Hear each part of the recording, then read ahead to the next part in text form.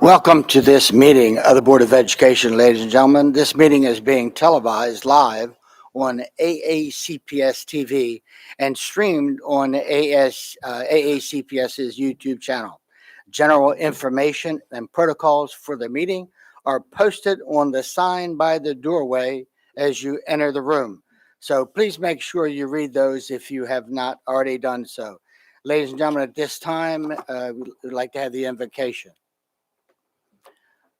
O God, we pray to administer that which is just in all educational policies, being ever mindful of your guidance. Stir us to action with love, wisdom, and understanding. And now, ladies and gentlemen, if we could stand for the Pledge of Allegiance. Pledge of allegiance to the flag of the United States of America, and to the republic which stands one nation under God, indivisible, with liberty and justice for all.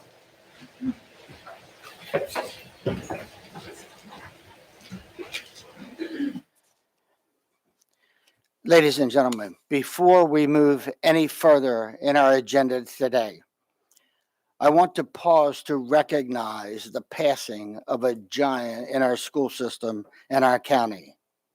Tyson Bennett, who served the Board of Education as its lead counsel for 35 years and was a member of the board for 2 years before that, passed on April the 12th at the age of 74.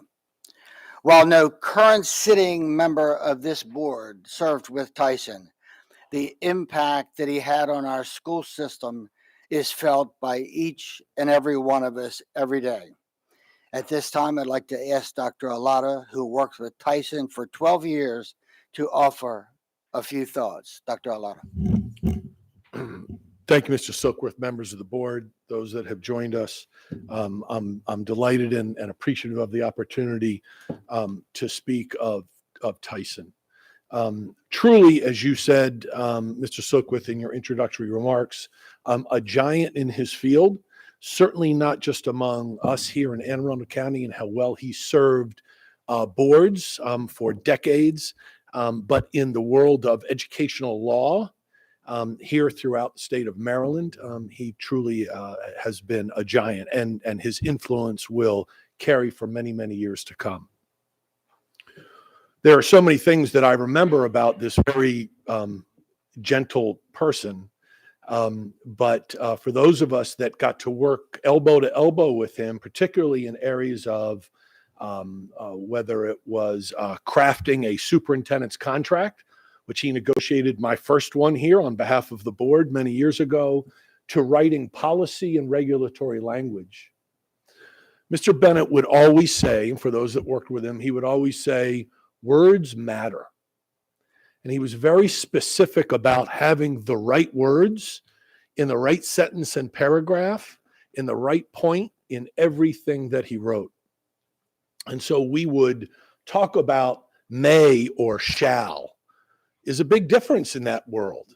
And we would have spirited debates about what that meant and the impact it would have on that language and ultimately whatever that policy or regulation or law was. But Tyson also meant not just in the written word that words matter, but in our spoken words. He was truly a gentle giant, but he was a gifted orator. He was a person who knew Robert's rules and running a meeting like no person I have ever met. But it was about words not only mattering in writing, but your verbal communication and how you interacted with people, and that your words as you spoke with people mattered. And those are things that I will forever remember about Tyson.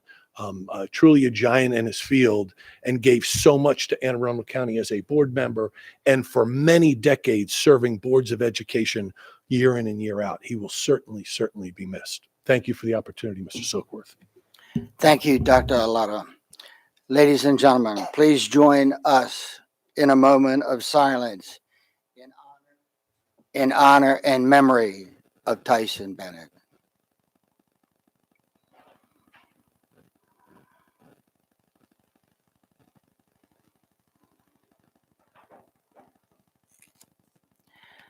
Thank you. Next on the agenda, we have item 2.03, approval of the minutes. Do I have a motion? Motion to approve last. Second. Consensus? We have consensus. Okay, we'll move on to item 2.04, which is to establish the agenda order. Motion to move 5.05 class report to 2.09. Do I have a second? Second. Do we have consensus? We do. So we have moved the crash report to item 2.09. And next, we're going to move on with no. recognitions. Motion Motion to to adopt the agenda as amended. Oh, second. okay. We have a motion to adopt the agenda in a second. Consensus? Okay, thank you.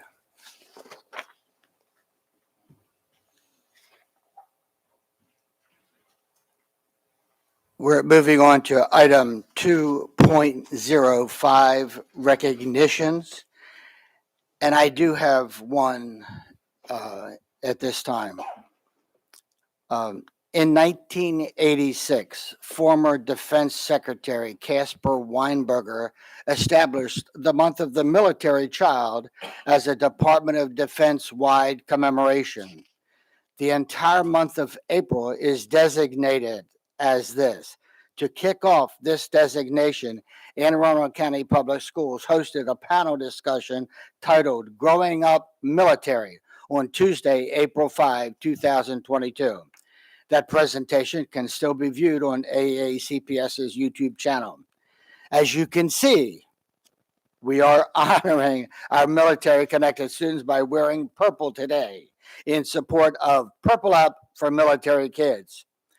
Purple Up for Military Kids is a day for Department of Defense education activity communities to wear purple to show support and thank military children for their strength and sacrifices. There's a tradition in the military referring to the color purple. One use of the color involves the phrase purple suit, which can refer to a military activity or organization that includes civilians and/or multiple branches of the military. Purple indicates that all branches of the military are supported. All the service colors are represented, including Air Force blue, Army green, Navy blue, Marine red, and Coast Guard blue, said to combine for the mutual benefit of all into the color purple.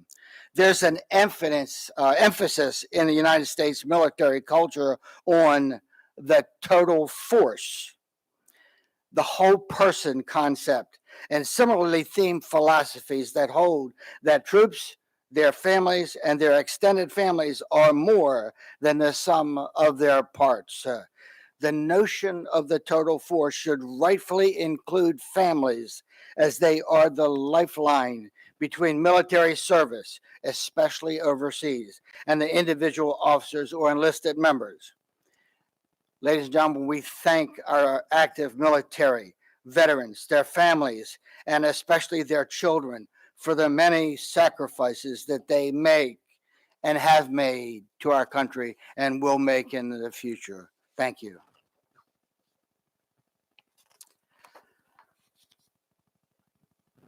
I think we do have a light. Ms. Crocodile.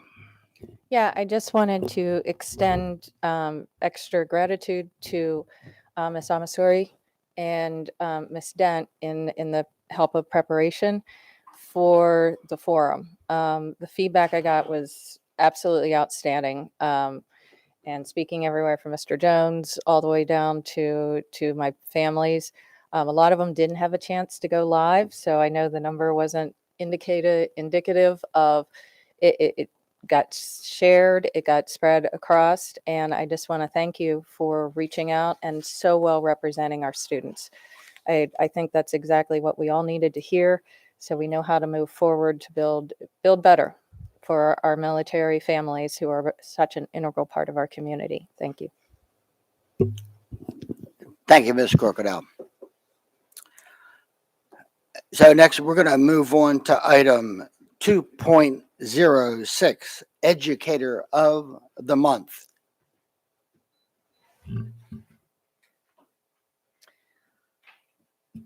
Today, the board awards its April 2022 Educator of the Month to Signature Program Facilitator, Miss Rebecca Hogan.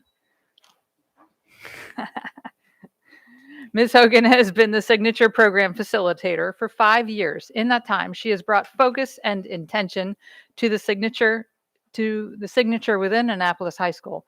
She has been an integral part of the school's professional development program and used that medium to work closely with teachers to infuse change engineering within instruction. Under her leadership, every junior participates in resume writing and mock interview with a community partner. The business partnerships she has developed have grown exponentially and connected students to a wide array of careers and internships through the annual career fair that she has instituted. Ms. Hogan took an existing program, the Lynx Leadership Academy, and recruited more young women to the program, which meets monthly with community businesswomen, exposing the students to mentors and leadership opportunities.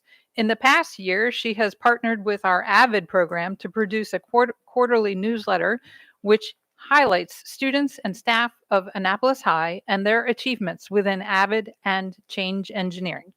Ms. Hogan promotes positive changes in the growth of her students and staff, and she makes outstanding contributions to Annapolis High School and its community. It's often easy to say that you want to lead a program with energy, and by fostering positive relationships with students, colleagues, and community stakeholders. It's challenging to do just that every single day, and yet that is what Ms. Hogan does at Annapolis High School. Her energy is contagious, and she is always willing to go out of her way to help a colleague in need. Her high degree of professionalism and dedication to Annapolis High School is invaluable. Ms. Hogan, the Board of Education is proud to award you today as the April 2022 Educator of the Month. Congratulations.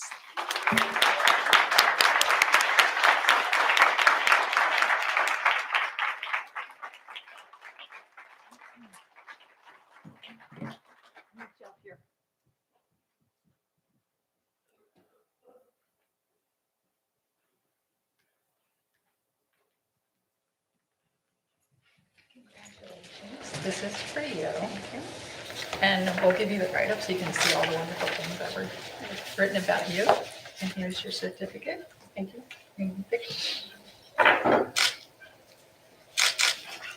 So why do you think you're here today?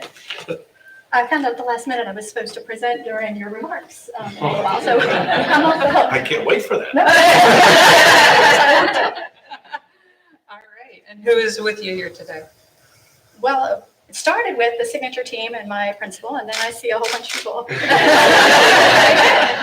Well, I want to tell you, as a 6 years now, proud Panther parent, I want to personally thank you for all that you do for our community. Thank you. And that's for you. you. Congratulations.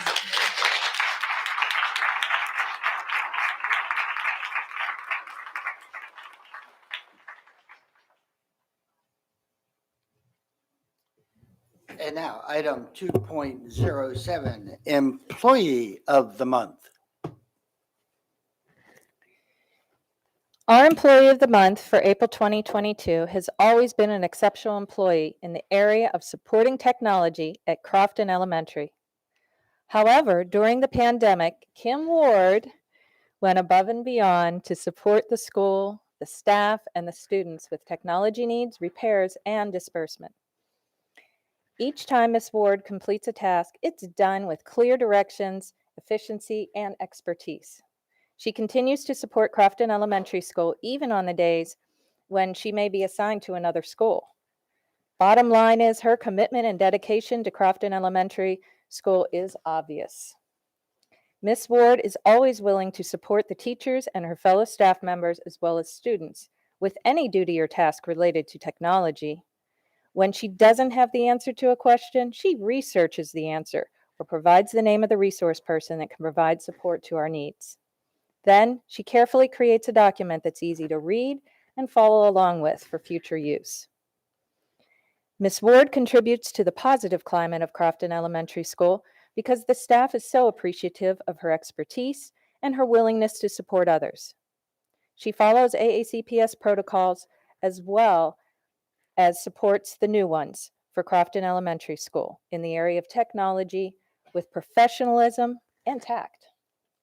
Deadlines are always completed in a timely manner, and written correspondences to staff or face-to-face interactions are always professional and very comprehensive. Kim Ward, thank you for all that you do for Anne Arundel County Public Schools. The Board of Education is honored to award you as the April 2022 Employee of the Month. Congratulations. Come on down.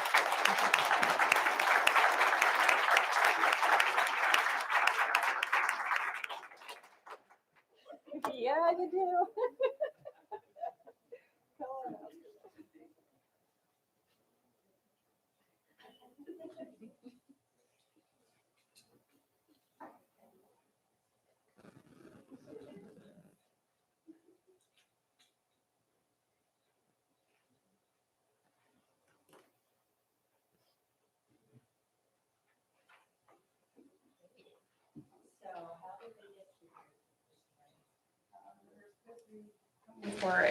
To receive a grant for some additional technology. Well, here's your grant. No, seriously, and on behalf of Crofton community, thank you for all you do, because when you support our schools, you support our community. And as the District 7 rep, I just got to tell you, you do an awesome job of that, and I'm very proud to have you in our school. Here's a certificate. And speaks with the city. Thank you so much. You're welcome.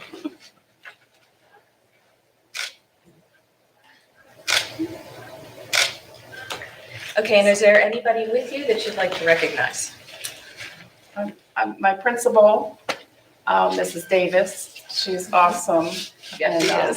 Yes, she is. And my support specialist is Erin Looney. And then I have team members over here from technology, Kim Olds and Bill Sturgill. And I saw some others this morning. So, but Congratulations. thank you all so much. Thank you for your work.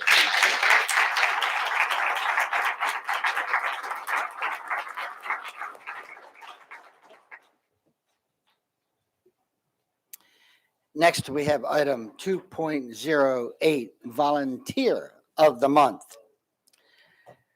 Henry Ford once said, "If everyone is moving forward together, then success takes care of itself." One of the many things that makes the work of our AACPS volunteers so powerful is their commitment to teamwork, their understanding that when we pool our time, talents, and energy, astonishing things can happen for the students that we serve. Today, we are here to celebrate a unique and dynamic group of volunteers who have embodied this idea and whose collaboration has allowed the students to continuously benefit from their hard work, even through the most challenging time. Old Mill Middle South's first Lego League team coaches, Mr. Jeffrey Gleason, Mr. Kenneth Belloc, Mr. Christoph Flaherty, who is represented, I think, this afternoon by his wife, Jen, and Mrs. Melody Kennedy. The Board of Education is proud to honor you as our April 2022 Volunteers of the Month. In March of 2020, when instruction and extracurriculars were severely curtailed by the pandemic, this energetic group of coaches went above and beyond. They used their combined expertise and creativity to keep students engaged, both virtually and when safe, during in-person Lego robotic sessions in garages, on porches, and at picnic pavilions. STEM Department Chair Mary Hartman shared, hours of time and effort were spent between the Kennedy and Gleason families organizing supply kits so that every member could have a learner EV3 robot to play with and learn from at home. In total, over a dozen kits were scavenged together, organized, and distributed to team members. In addition to holding virtual and in-person meetings, this dedicated team of coaches used marketing and recruitment techniques to attract members and additional coaches, breathing new life into this club, which Mr. and Mrs. Flaherty founded 8 years ago. Technology and engineering teacher John Kaiser shared, Jeff, Ken, Christoph, and Melody have dedicated their evenings and weekends to growing the Lego League for more than 3 years. We truly appreciate the community-based support and interest because their involvement reflects an investment in our students.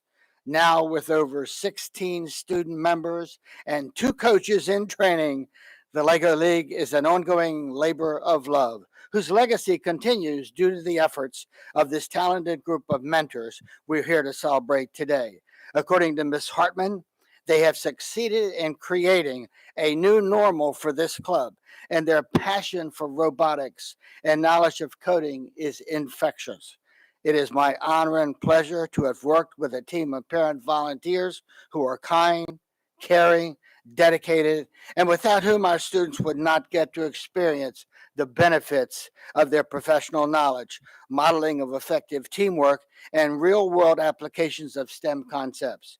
This tenacious band of hardworking professionals, made up of a nurse, 2 programming engineers, and an electrical engineer, has exemplified the power of teamwork.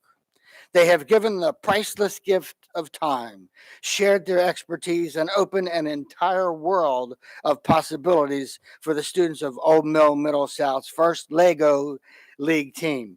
Mr. Gleason, Mr. Belloc, Mr. Flaherty, Ms. Kennedy, would you please come forward? It is with great appreciation that we would like to present the Volunteer of the Month bell and certificates to you.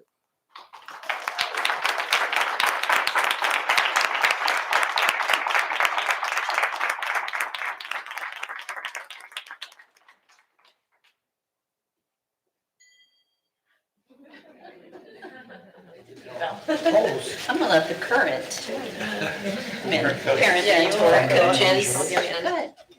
Right on top. Yes, ma'am.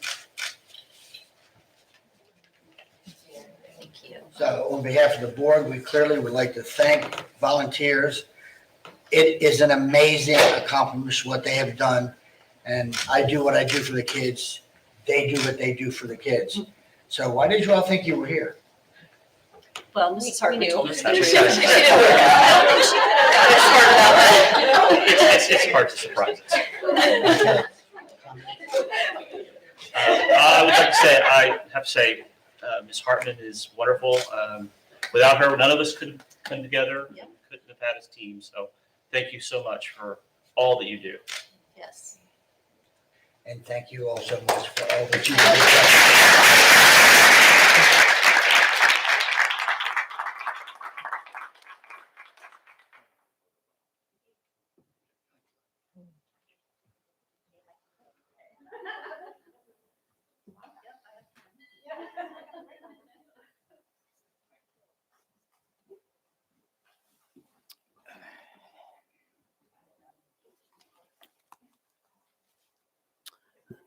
Okay, that will bring us to item 2.09, our crash report.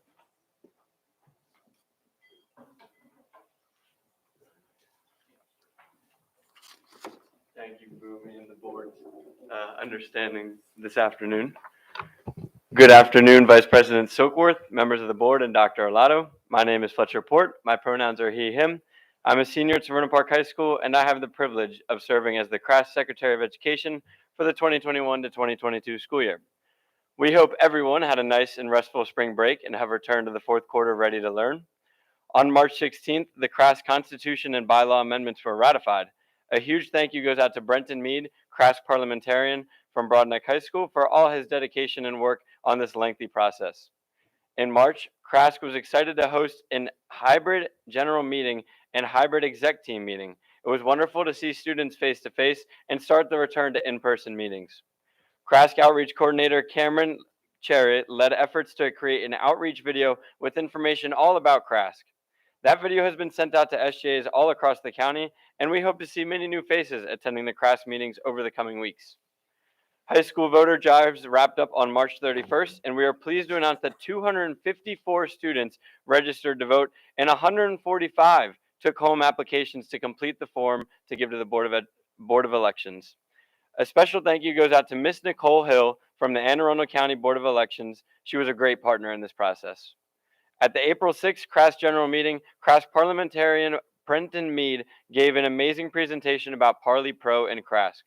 For students interested in this presentation and learning more about parliamentary procedure, they can go to the CRAS website and click on the Constitution Revisions tab on the left. This will take you to the Parliamentarian's Desk website. Let's Talk Justice completed the middle school book study of This Book is Anti-Racist on March 28th. Look for information later this spring for an upcoming high school book study. Teen Advisory met on April 19th at Crofton High School. The team was excited to share great AACPS awesome news with Dr. Arlato and tour the beautiful high school facilities. Thank you to Principal Furard and Teen Advisory members Hala Malik and Chase Nestor for hosting the team. The Maryland Association of Student Councils will be hosting the second part to its convention on Saturday, April 30th at Richard Montgomery High School. CRAS will be sending representatives who will engage in team building, network activities, workshops, and hear from a renowned keynote speaker, Miss Lori Hayes. CRAS is very excited to announce the SMOB finalists, Jaden Ferris of South River High School, Oscar Fuentes from Northeast High School, and Zachary McGrath from Severna Park High School. The debate will take place tomorrow at 6 p.m. here in the boardroom. Students are invited to attend in person to both watch the debate and then interact with candidates afterwards. Can't attend in person? The event will be live streamed on the AACPS YouTube channel and on AACPS TV. It will be moderated by the fabulous CRAS Secretary of Education. Good luck to all of our candidates. Finally, I would be remiss if I did not mention the amazing Growing Up Military panel discussion on April 5th. I was in attendance, and hearing the challenges that military-connected students face was enlightening. Ms. Bonice, Ms. Boone, Mrs. Love, Mr. Vogelin, and Lieutenant Surfass also provided invaluable information. Ms. Amisori was an incredible moderator too. If you didn't catch it, it can be viewed on the AACPS YouTube channel. We wish everyone an easy return and great start to the fourth quarter. For a schedule of CRAS and Let's Talk Justice events, please visit their respective websites. Thank you for allowing me to give you an update about what's been happening in CRAS. Thank you. Thank you, Fletcher, for the update. And for those, whether you're a student or a parent of a student or just a community member, please watch the SMOB debates that will be held tomorrow at 6 o'clock. It's a little weird I feel like I just got on the board and now they're trying to kick me out, but it's really, really nice to see three bright young men who are eager to take up this position. And just knowing all the people who are running this year, I know that although I won't be here, which is direly unfortunate, Anne Arundel County will be in great hands no matter who wins. So I think the debate will be really great. Obviously, Fletcher will be moderating, so it can't go too wrong. And I just wish good luck to Oscar, Zach, and Jaden on what might be the start of their time in this boardroom. Thank you, Ms. Amasori. So next, we're going to be moving on to public comments. No, we're going to break for the photos. Oh, okay. Yeah, ladies and gentlemen, we're going to take a few minutes break for some photos and, okay.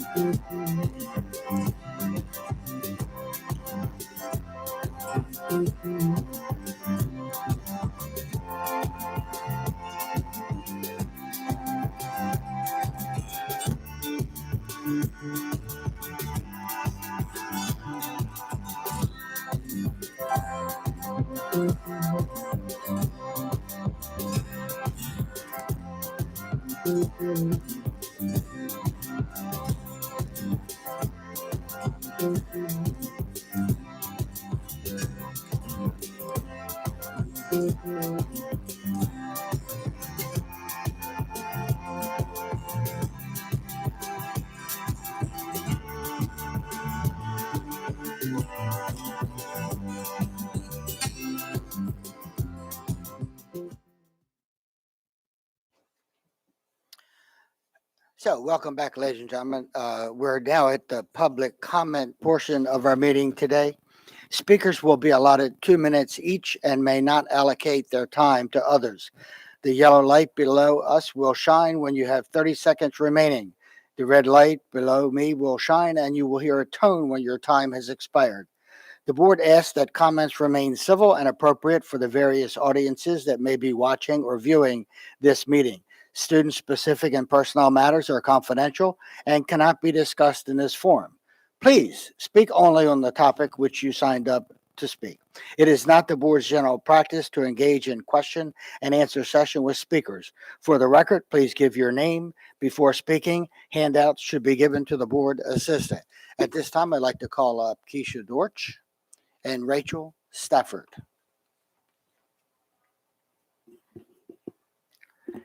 And Keisha will be speaking first on item 4.01. Good afternoon. Good afternoon, Vice President, members of the board, Dr. Alato. My name is Dr. Keisha Dortch, and I'm the parent of 2 Anne Arundel County Public Schools elementary school children.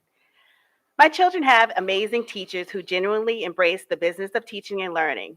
However, it is not enough to ensure that they are learning in an environment that is entrenched in diversity, equity, and inclusion, which is a part of social emotional learning.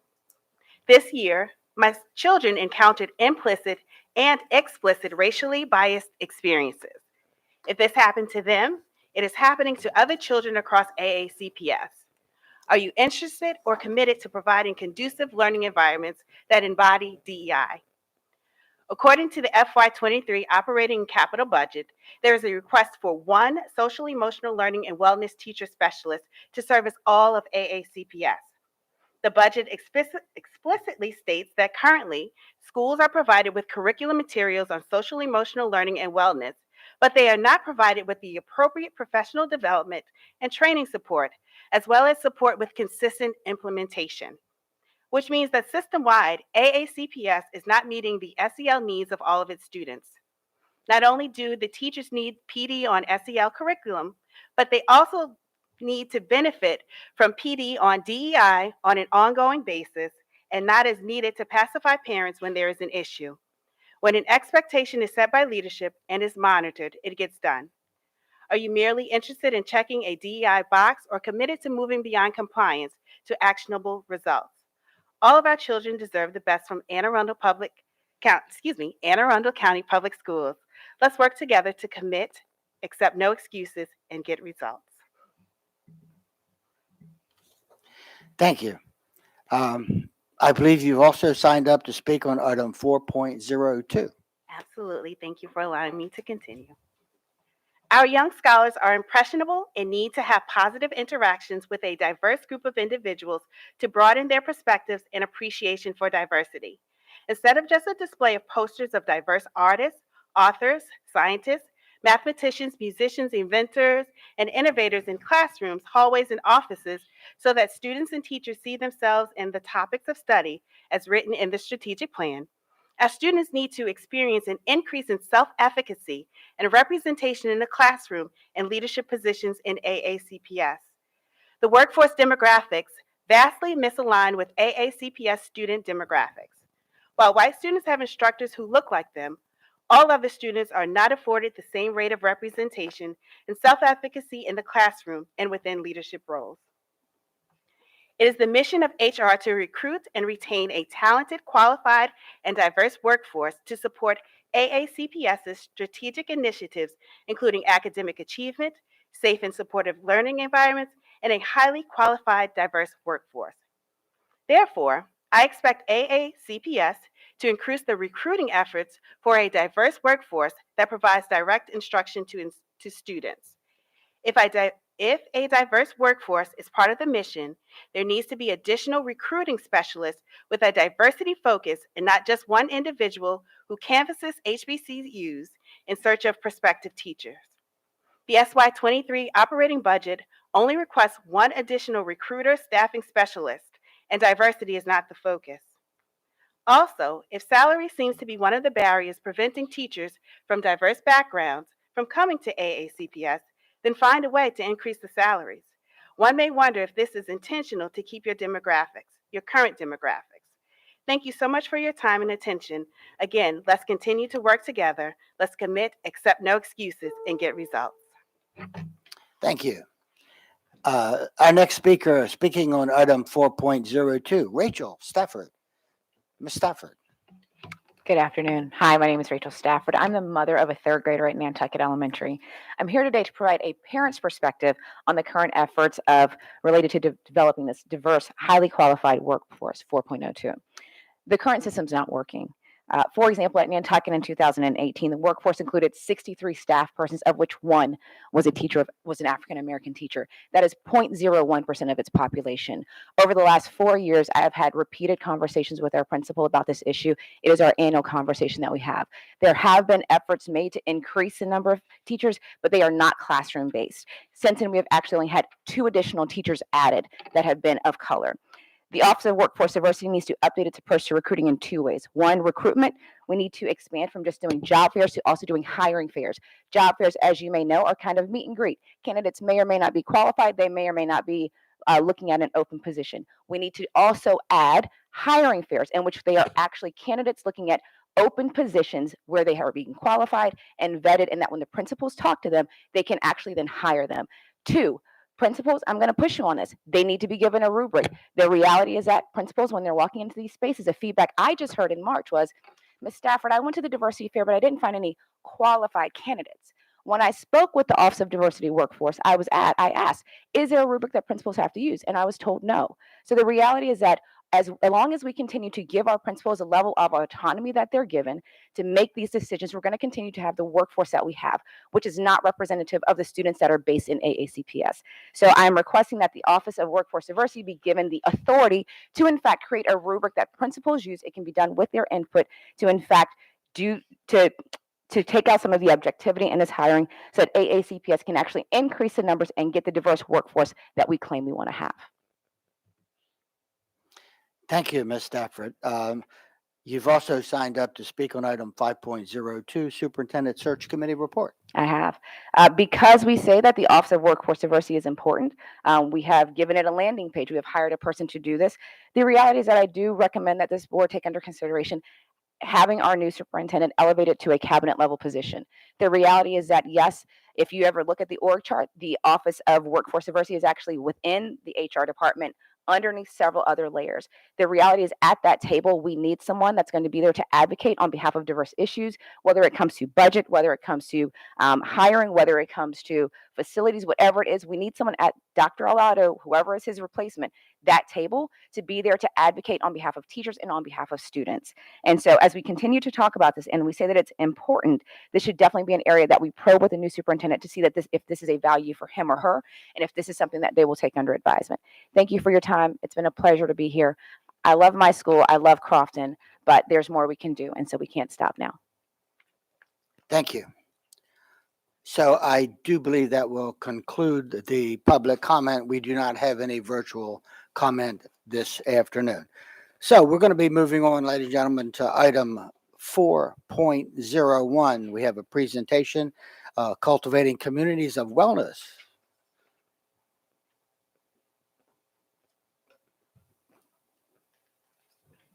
Dr. Alato.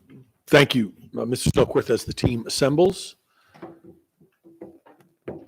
each and every year, we're delighted to bring you some updates and information in the areas of wellness for our students and staff. And so I'll turn it over to Ms. Rissy for introductions of her team and to get started. Thank you. Good afternoon. Vice President Silkworth, Dr. Arlato, and members of the board. For the record, my name is Jody Rissy. And I'm Christiana Walsh. And we are the co-chairs of the AACPS Wellness Council. Woo! Today, Ryan Vogelin, the Director of Student Services, will share information about the implementation of social emotional learning and the wellness instruction, all embedded within Anne Arundel County Public Schools. Thank you, Jody and Christiana, members of the board, and Dr. Arlato. I appreciate this opportunity to highlight social emotional learning and wellness instruction in AACPS. When we examine the wellness wheel, social emotional learning and wellness instruction falls under the area of social and emotional climate. The social and emotional climate of a school and the social and emotional learning skills that students gain are essential to their academic development and college and career journey. Anne Arundel County Public Schools embarked on the journey of social emotional learning and wellness instruction during the 2017-18 school year when the middle school advisory schedule embedded social emotional learning lessons and community building circles into their curriculum. During the 2018-19 school year, 10 elementary schools piloted the Second Step Elementary Social Emotional Learning curriculum. Due to the success of this pilot, social emotional learning instruction was expanded to all elementary schools starting in the 2020-21 school year. As students engaged in virtual learning during the 2020-21 school year, AACPS developed a partnership with the Johns Hopkins University School of Public Health to create a community wellness curriculum for all high school students. High school students have continued to engage in these wellness sessions as they have moved back to in-person learning during the 21-22 school year. Before we explore what emotional learning wellness instruction looks like in AACPS schools, we need to understand what social emotional learning is. What is social emotional learning? And why does it matter? Social emotional learning is the process through which all young people and adults acquire and apply the knowledge, skills, and attitudes to develop healthy identities, manage emotions, and achieve personal and collective goals, feel and show empathy for others, establish and maintain supportive relationships, and make responsible and caring decisions. This is the definition of social emotional learning created by the CASEL organization. On the screen, you'll see the CASEL wheel. It shows the 5 components of social and emotional learning: self-awareness, self-management, responsible decision-making, relationship skills, and social awareness. Now that we have an understanding of what social emotional learning and wellness instruction is, we also need to have an understanding of why it matters. So why does social emotional learning matter? When you come to school, you likely don't question why you have to attend math class or English class. We recognize that these are skills we need to develop and strengthen to be effective in our society. But how can you develop and strengthen those skills if you don't feel well? Research shows that students with stronger SEL skills have better academic achievement. Importantly, they are more connected to peers, their schools, and communities. They also have more positive feelings about themselves. This positive impact helps students feel more college and career ready and to experience greater success in adulthood. So the AACPS Community Wellness Block is composed of 2 major components. The first component is social emotional learning, which focuses on learning the 5 elements of the CASEL wheel, which were just described. The second component is community building circles, which is a group discussion process used as an opportunity for students to build community in the classroom. These 2 elements complement each other by teaching the skills in social emotional learning instruction while putting these skills into practice during community building circles. Currently, social emotional learning and wellness instruction is part of the AACPS schedule. In pre-K, it is taught through the Second Step Early Learner Social Emotional Learning Program 1 time per week. In elementary school, it is taught through the Second Step Digital K-5 Social Emotional Learning Curriculum 1 to 2 times per week during community wellness. In middle school, it is taught through the Second Step Digital 6 through 8 Social Emotional Learning Curriculum 1 to 2 times per week during advisory. And in high school, it is taught through wellness lessons created by the Johns Hopkins University School of Public Health one time per week during the community wellness block. So pre-K students are taught lessons falling into 5 units, which include skills for learning, empathy, emotion management,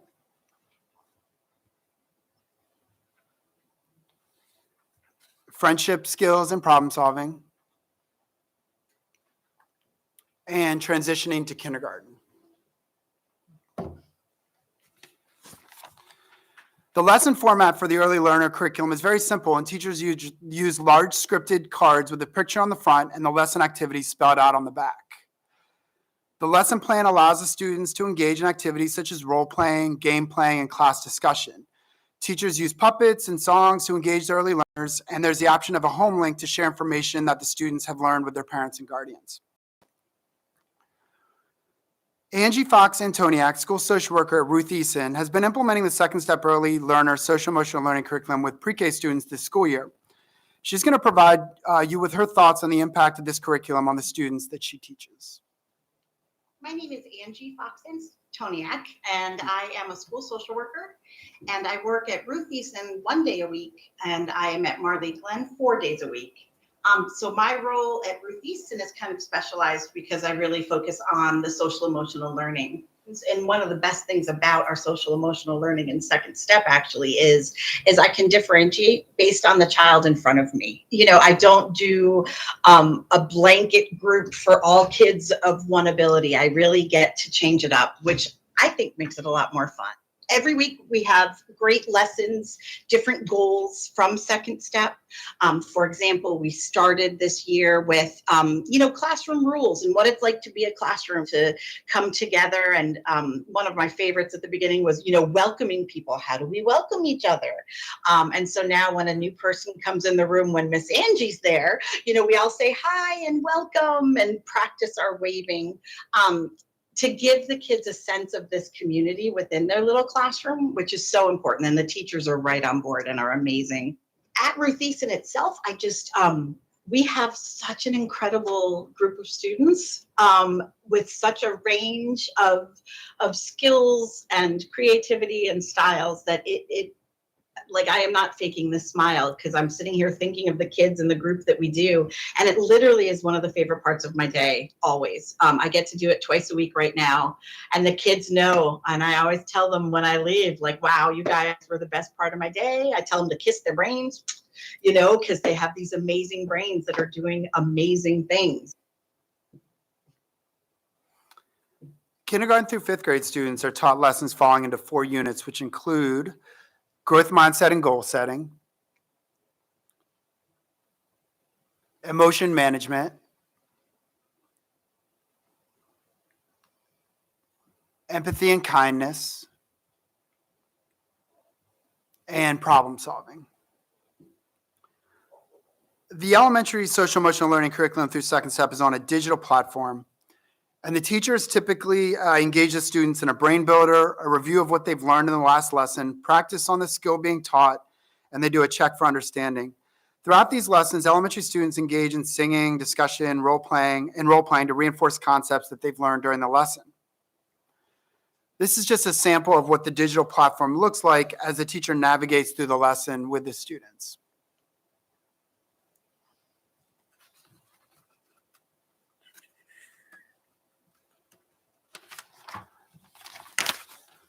Hilltop Elementary School has been implementing the Second Step social emotional learning curriculum since the 2018-19 school year. And this is a snapshot of their experiences from the viewpoint of the school counselor, teachers, and students. So at Hilltop, teachers are giving time in the day to teach SEL Second Step. This has been part of our instructional schedule for about 4 years now. So during the SEL wellness time, teachers do community circle, Second Step, and Second Step, they teach lessons such as problem solving, empathy. They begin with goal setting, growth mindset. They also do a lot with emotional regulation. Teachers also begin the school year with zones of regulation. So teaching SEL through Second Step at Hilltop, it teaches students how to have a solution-oriented approach to solving real-world problems, but in a safe environment. Students are encouraged to grow their social-emotional capacity by engaging in dialogue on strategies that develop coping skills and emotional regulation. So I've always thought social emotional learning is so important, but at a school like Hilltop, many of our students are coming to school without any prior structured learning experiences. They often have really big feelings and aren't sure how to appropriately express them in the school setting. And as I have taught Second Step throughout the years, I've seen a really big growth in the majority of our students in being able to make school appropriate choices, even when they're upset or really angry. I've learned that a lot of people were different because I used to think everybody was the same, and I would I would get angry at the person if they thought different than me, which is very weird. But then as I was learning more about it, I realized everybody is different in their own way, and that's okay. You do rainbows like this. Helps sometimes helps other people be a little bit more calm than usual.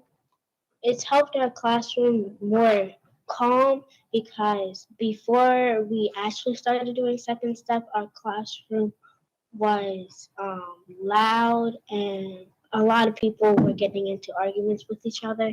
And then now with Second Step, and especially talking to other people, that is one of the most important ones that we have been doing to calm down. We learn how to calm ourselves down, and we also learn how to show kindness to people and know how they're feeling. We learn how to make friends by helping them and being kind to them. Well, I've seen a big increase this year in my students' abilities to recognize not only their own emotions, but the feelings of others as well. So when they know how the people around them are feeling, they're able to interact with them in more appropriate ways. They check on their friends when they're feeling upset. They offer help to those who are feeling frustrated, or sometimes they simply just back away when they see someone is very upset, right? So I've seen a lot better interpersonal skills with my students. The middle school social emotional learning curriculum through Second Step is also on a digital platform. The teachers typically engage the students. Oh, I'm sorry, I skipped a slide. The middle school students are taught lessons falling into four units, which include mindsets and goals, recognizing bullying and harassment, thoughts, emotions, and decisions, and managing relationships and social conflict. And as I said, the middle school social emotional learning curriculum through Second Step is also on a digital platform. The teachers typically engage the students in a warm-up, a review of what they learned in the last lesson, an understanding of what they will be learning during the current lesson. They practice on the skill being taught, they have a discussion, and they do a wrap-up.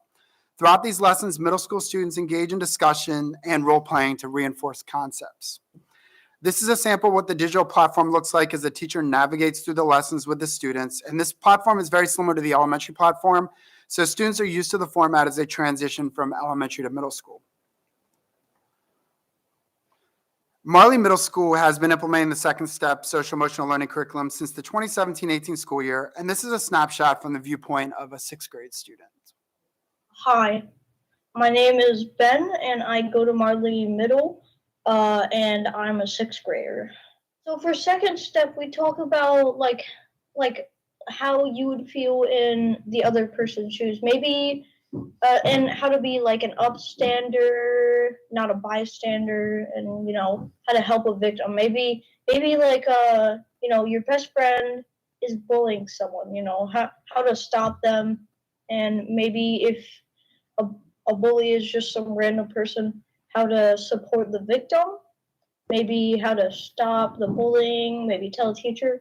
I like how we discuss serious topics, but with a good demeanor.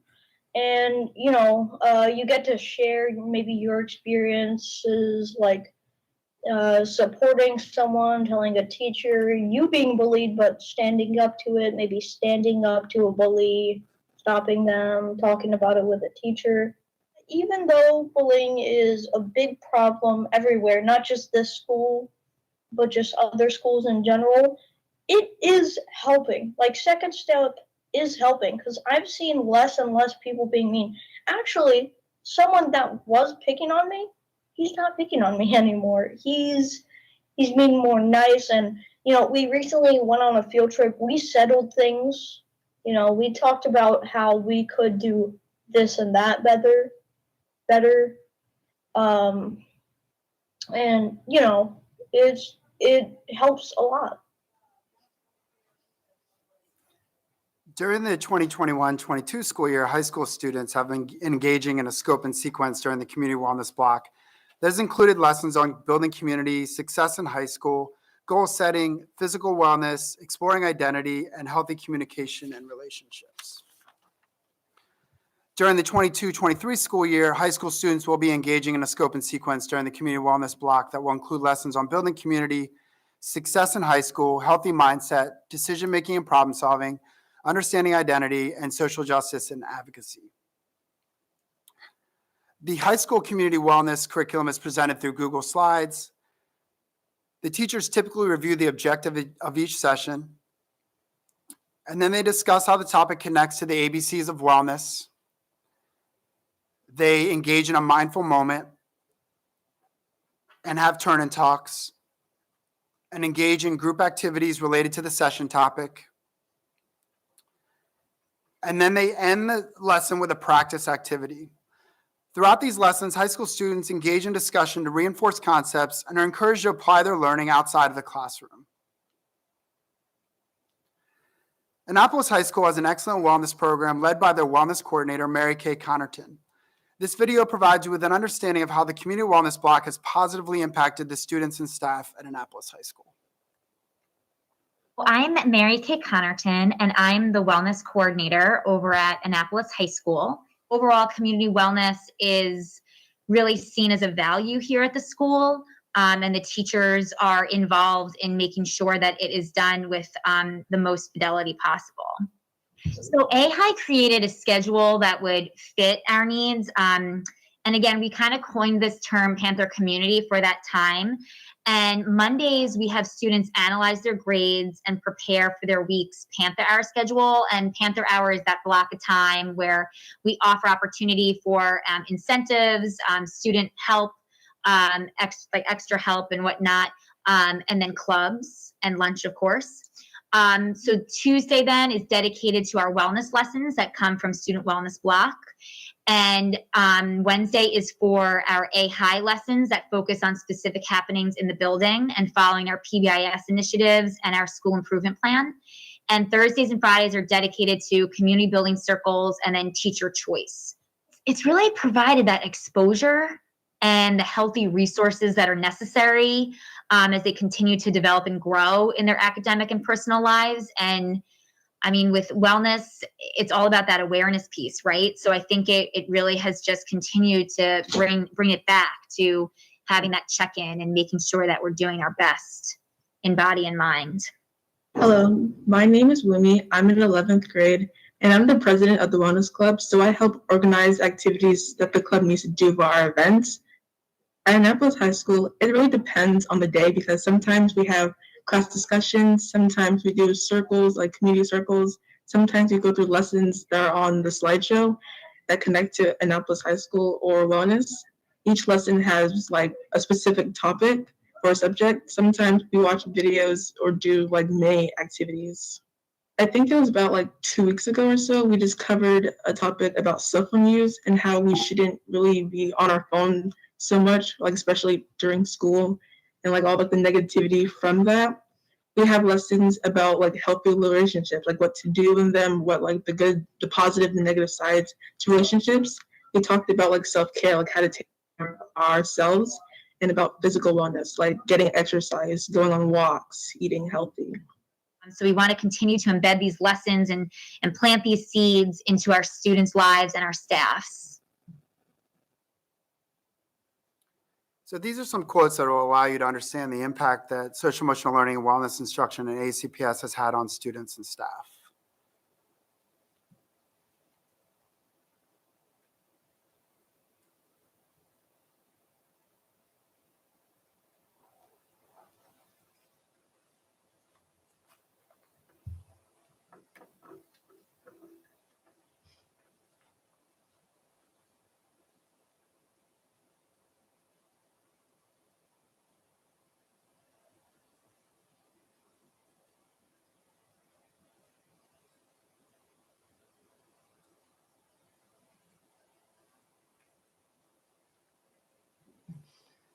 The schools that I've highlighted today are at a high level of implementation and are engaging their school communities on a journey of wellness.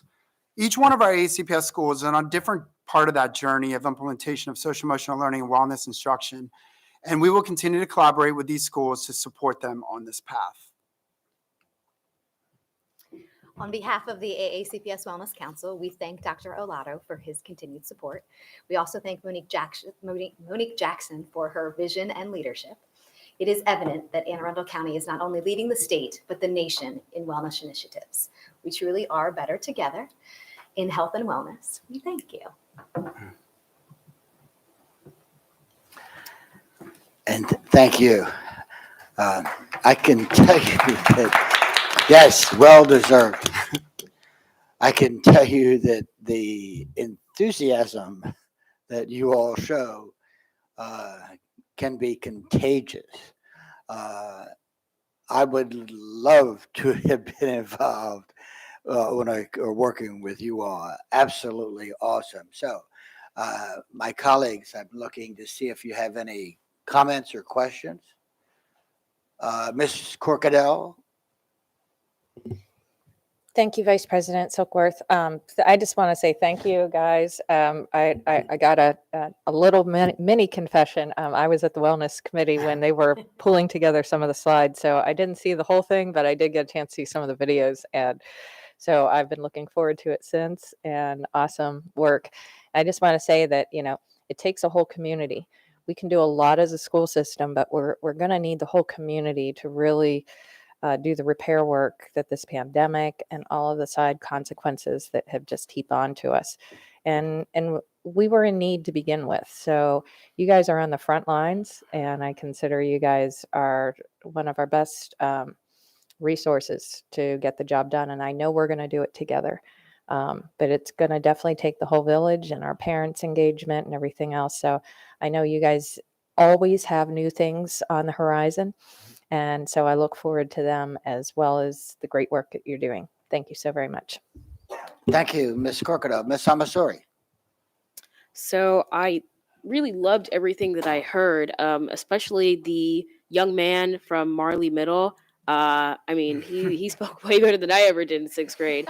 And the words and the things that he was saying is really like textbook what this is about. It's about changing those attitudes that may form itself into malice and into poor relationship building and turning it on its head. And so I'm really happy to see from the students that is working as planned. I do have a question in regards to high school, because you all talked about community wellness. And just as a high schooler, I know that community wellness on paper, it seems really well. It seems like it should work properly, but sometimes the lessons don't get taught. Sometimes students just don't participate. And so I'm wondering, especially someone as well as a lot of other seniors who don't come to school for the full day.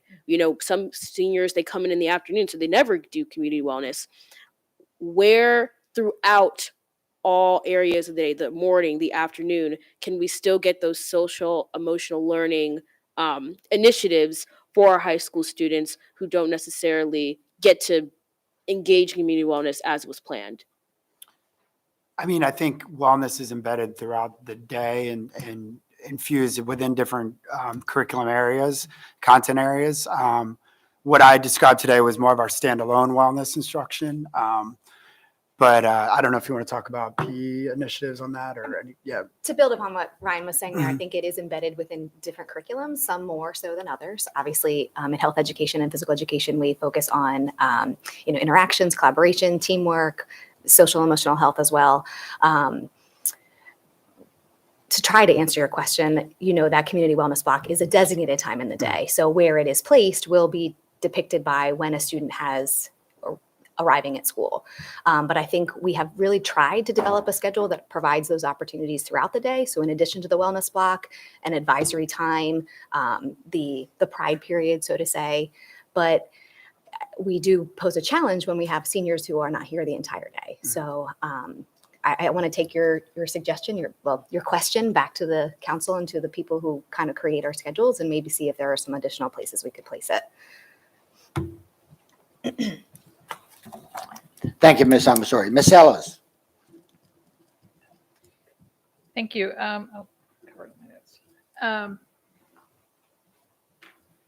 Thank you for the presentation. I have to echo the young man at Marley Middle. So one of my questions always on this topic is how effective and successful can we be with an academic approach to social emotional learning? So it is encouraging to hear like a story like this young man shared of someone who was giving him some trouble and that situation improved. So I'm really happy to hear that. I do, first of all, this topic, I mean, social emotional skills, I think I think there's research to indicate that they're more predictive than academic success for future success for students. So it's extremely important that we do graduate healthy young adults. So I do appreciate that we're making so much effort in this area. Just knowing through many conversations, I do share Ms. Omasori's concerns. I feel so. My own high school students, as an example, and I have talked to others, but my high school students, they used to have this acting coach that they would go to, and they would have a weekly class with her, and it's in banded age groups, and here we are paying for these classes, and they spent half of the class every week just sort of checking in and telling stories about how their week went, what's on their mind. At the high school level, particularly, I feel like a less formal approach is probably a more effective approach as far as just giving students the time and the space to just talk without too much structure. So I don't know what that would look like in our public high schools, but I just wanted to bring that up. Again, I appreciate all the effort that's going into this extremely important area, and I'm really happy to hear some of these really positive stories. But and again, I don't know where to go with that. It's just my own observations, and I just wanted to kind of put it out there. And if anyone has anything to remark on, I'm happy to. Yeah, I think within those lessons that we have, there are opportunities for discussion and prompts. And I agree with you. I think the best examples of those sessions are when the kids lead the conversation and have those organic conversations. And so it does look different in every classroom. I think teachers are really important in terms of facilitating that. Yeah. So, and I think Annapolis is a great example where you have a dedicated person who's a wellness coordinator who's also able to check in with those teachers, support them with their training and of implementation. So I agree. I think the discussion, that organic discussion is highly important because that's where they learn from each other. And that was a point I was going to bring up too. I mean, it takes a certain, not just skill and training, but there's some innate abilities, I think, in some people to be able to connect and facilitate those kinds of discussions. So I agree. There's probably some classrooms where it's remarkable, and then others, that where students just don't feel compelled to participate. But yeah, it's just a conversation. But I really appreciate it. all Yeah, of and you. we've had examples where teachers have empowered kids to lead some of these discussions, and those are really when it's impactful. So, yeah. Thank you. Ms. Jackson? No, just Mr. Vogelin took the words right out of my Sorry. mouth. So thank you so much. Great team. Thank you. Ms. Frank? Thank you. Are any of these initiatives opt-in initiatives, or are these all sort of part of the structure that you have established within the schools? What I described today were just part of the structures within the schools. And if they're K through 8 is focused on this 1 to 2 times a week, how much time during the week would that be? It's about 20 minutes per session, 20 to 25 minutes. I, of course, have a slightly different perspective on this than my colleagues.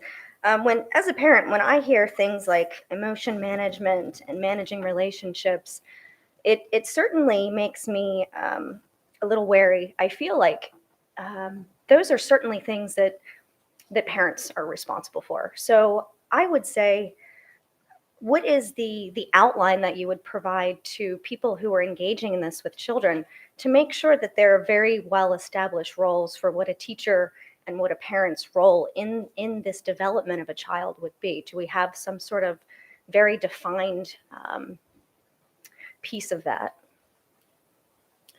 I'm not sure I understand the question. Can you? So for the record, Monique Jackson, Deputy Superintendent for Student and School Support. So as Mr. Vogelin alluded to earlier, there is a script for the second step program. You alluded to the fact that it's something that parents teach their students, and I absolutely 100% agree. We also know that there are some parents who don't. And when we talk about making sure that bullying is eradicated, this is one of the ways in which we do that.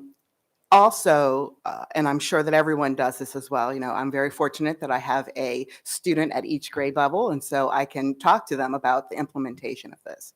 And I'm going to use a story from one of my children. I have a soccer player, and he used to get very upset on the soccer field when he would shoot at the goal and miss.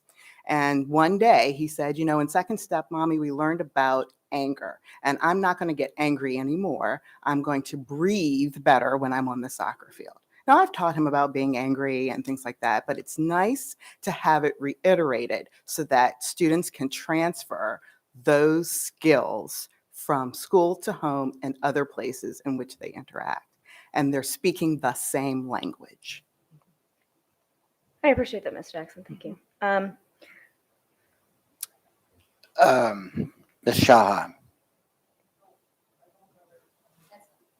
Oh, you finished? I just wanted to say thank you for your presentation and thank you for everything you do for our, 84,000 students. I have an elementary school child. She speaks about her lessons as well in a very positive way. And, with so much, we're still very much in recovery. I don't believe that we're anywhere in terms of the pandemic. I don't believe we're anywhere near where we need to be with our students, and a lot of that is just simply getting out from under the last 2 years mentally and emotionally. And so I place a lot of value on the social emotional programs and second step, and I'm just really grateful that it's part of our curriculum. So thank you. Thank you, Ms. Shalheim. And seeing no other lights, I do have a few comments. Having been involved in the wellness program at the high school level, I made a few notes. Wellness must be embedded in the learning process. As a teacher, that was totally key to me. Wellness is about awareness. Second step is helping. And I think that was from a student. So we know it's working. Better interpersonal skills. We learned how to calm ourselves down, show kindness. Everyone believes what they believe, and that's okay. Differentiate based on children in front of me. So for me, as a teacher, it's always been about relationships. When it came to the wellness block, I will be very honest with you. I did not always follow everything that was provided, but what I did do is I used it as the framework to be able to make sure that what I did impacted the kids because they're the students that I know. And in response to the question about the parents being responsible, certainly they are. But in the real world in which I taught, there are parents, for whatever reason, it's not a blame game, parents who are absent, and our children need us to step in. The wellness program, it's awesome. You guys are awesome. Thank you so much. Dr. Alada, any final comments? Well, I think we'll have to go back to one of your last evaluations to see why you were not implementing the program with fidelity. But that's that might be tricky now that you've Framework. I will. Framework. I think it's an important, really important conversation, and it certainly connects to some of the comments that we had during public comment around professional development. This is important work. And Mrs. Ellis used the term, it's very academic oriented, as opposed to, and I'm going to use my words, free flowing, right? Building those relationships with kids. So the programming has to start where we are professionals, and we're academics, right? We are teaching and learning with our children, and that's where the comfortability is for our teachers, right? Not everybody's going to be comfortable wrapping their arms around the kids and building those relationships, but that's important beyond that. So the lessons give us structure, and they give us structure in research-based practices and teaching students how to interact at school. And you're absolutely right. We have parents that need to, Mrs. Frank, be doing more about raising their children, to use my words, not yours. But we have an obligation to teach kids how to do school. And certainly in this time, as Mrs. Schalheim referenced, we've been away from school for so long as a result of the pandemic. We need to reteach some of our students how to interact with, how to share and play and collaborate at the schoolhouse level. And so I think all those things are important. But going back to an earlier point about professional development, we need more time. This is important work, but we need more time to do professional development, whether it's in DEI training with our staff, whether it is in content and learning skills and classroom skills, or certainly as we are presenting health and wellness to our students. Professional development is something that is really needed so that we can reach our staff and they can better reach our students. So thank you for the opportunity. Thank you, Dr. Alada. And once again, thank you. You guys are awesome.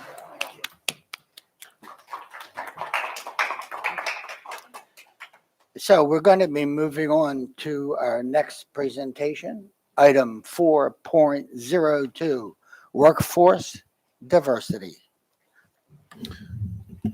Thank you, Mr. Silkworth, members of the board.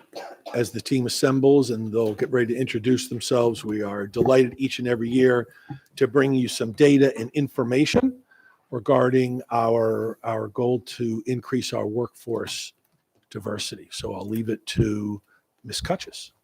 Good afternoon, Vice President Silkworth, Dr. Arlato, members of the board. I'm Jessica Cutchess, Executive Director of Human Resources. Presenting with me today is Ms. Sue Chittum, Senior Manager for Human Capital, and Ms. Shanika McKenzie, Workforce Diversity Specialist. Thank you for this opportunity to share a review of the Anne Arundel County Public Schools hiring and retention data and practices. During this presentation, we will provide an overview on the efforts related to the recruitment and retention of educators in our school system. AACPS continues to strive to build a workforce that is reflective of the students we serve. This task has proved to be increasingly challenging due to the lack of available candidates in all areas. Prior to the pandemic, there was already a nationally recognized teacher shortage. Unfortunately, the global pandemic has further exacerbated the shortage and has affected all industries across the nation. In 2021, approximately 47 million workers left their jobs amid the Great Resignation.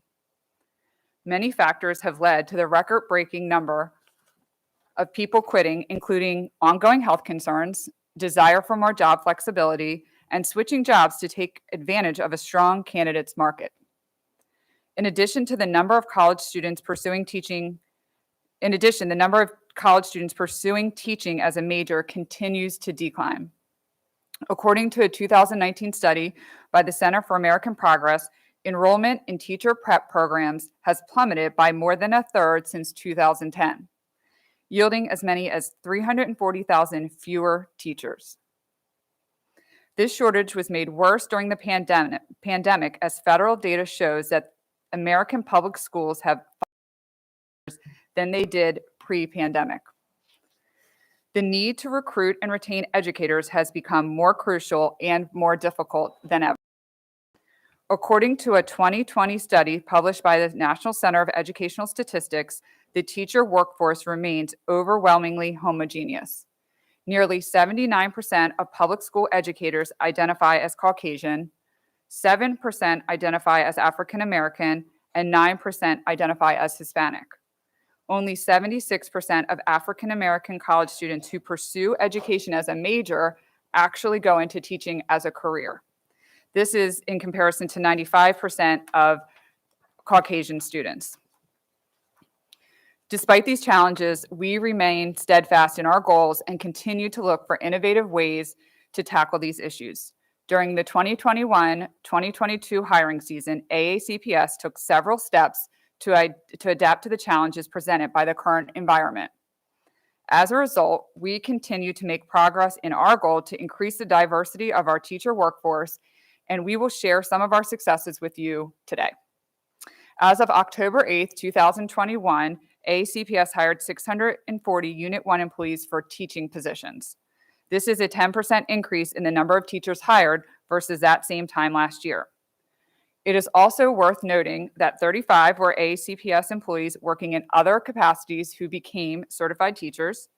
58% of our new hires completed their student teaching internships with AACPS, and 162 of our new hires were graduates of AACPS. The effects of the teacher shortage are evident in our increased hiring of conditionally certified teachers. This year, 30% of the new educators hired were conditionally certified. This figure represents AACPS's highest percentage of conditionally certified educators. The national, state, and local teacher shortage and our hiring of more conditionally certified teachers underscores the need to evolve our recruitment practices to attract high-quality candidates from both traditional and non-traditional pathways, educational experiences, and have an unwavering value for our diversity within our district. So we are excited to report that nearly 25% of our new teachers, 18% are male. This percentage of racially diverse educators is slightly less than our all-time high of 26.8%, which was reached during the previous school year.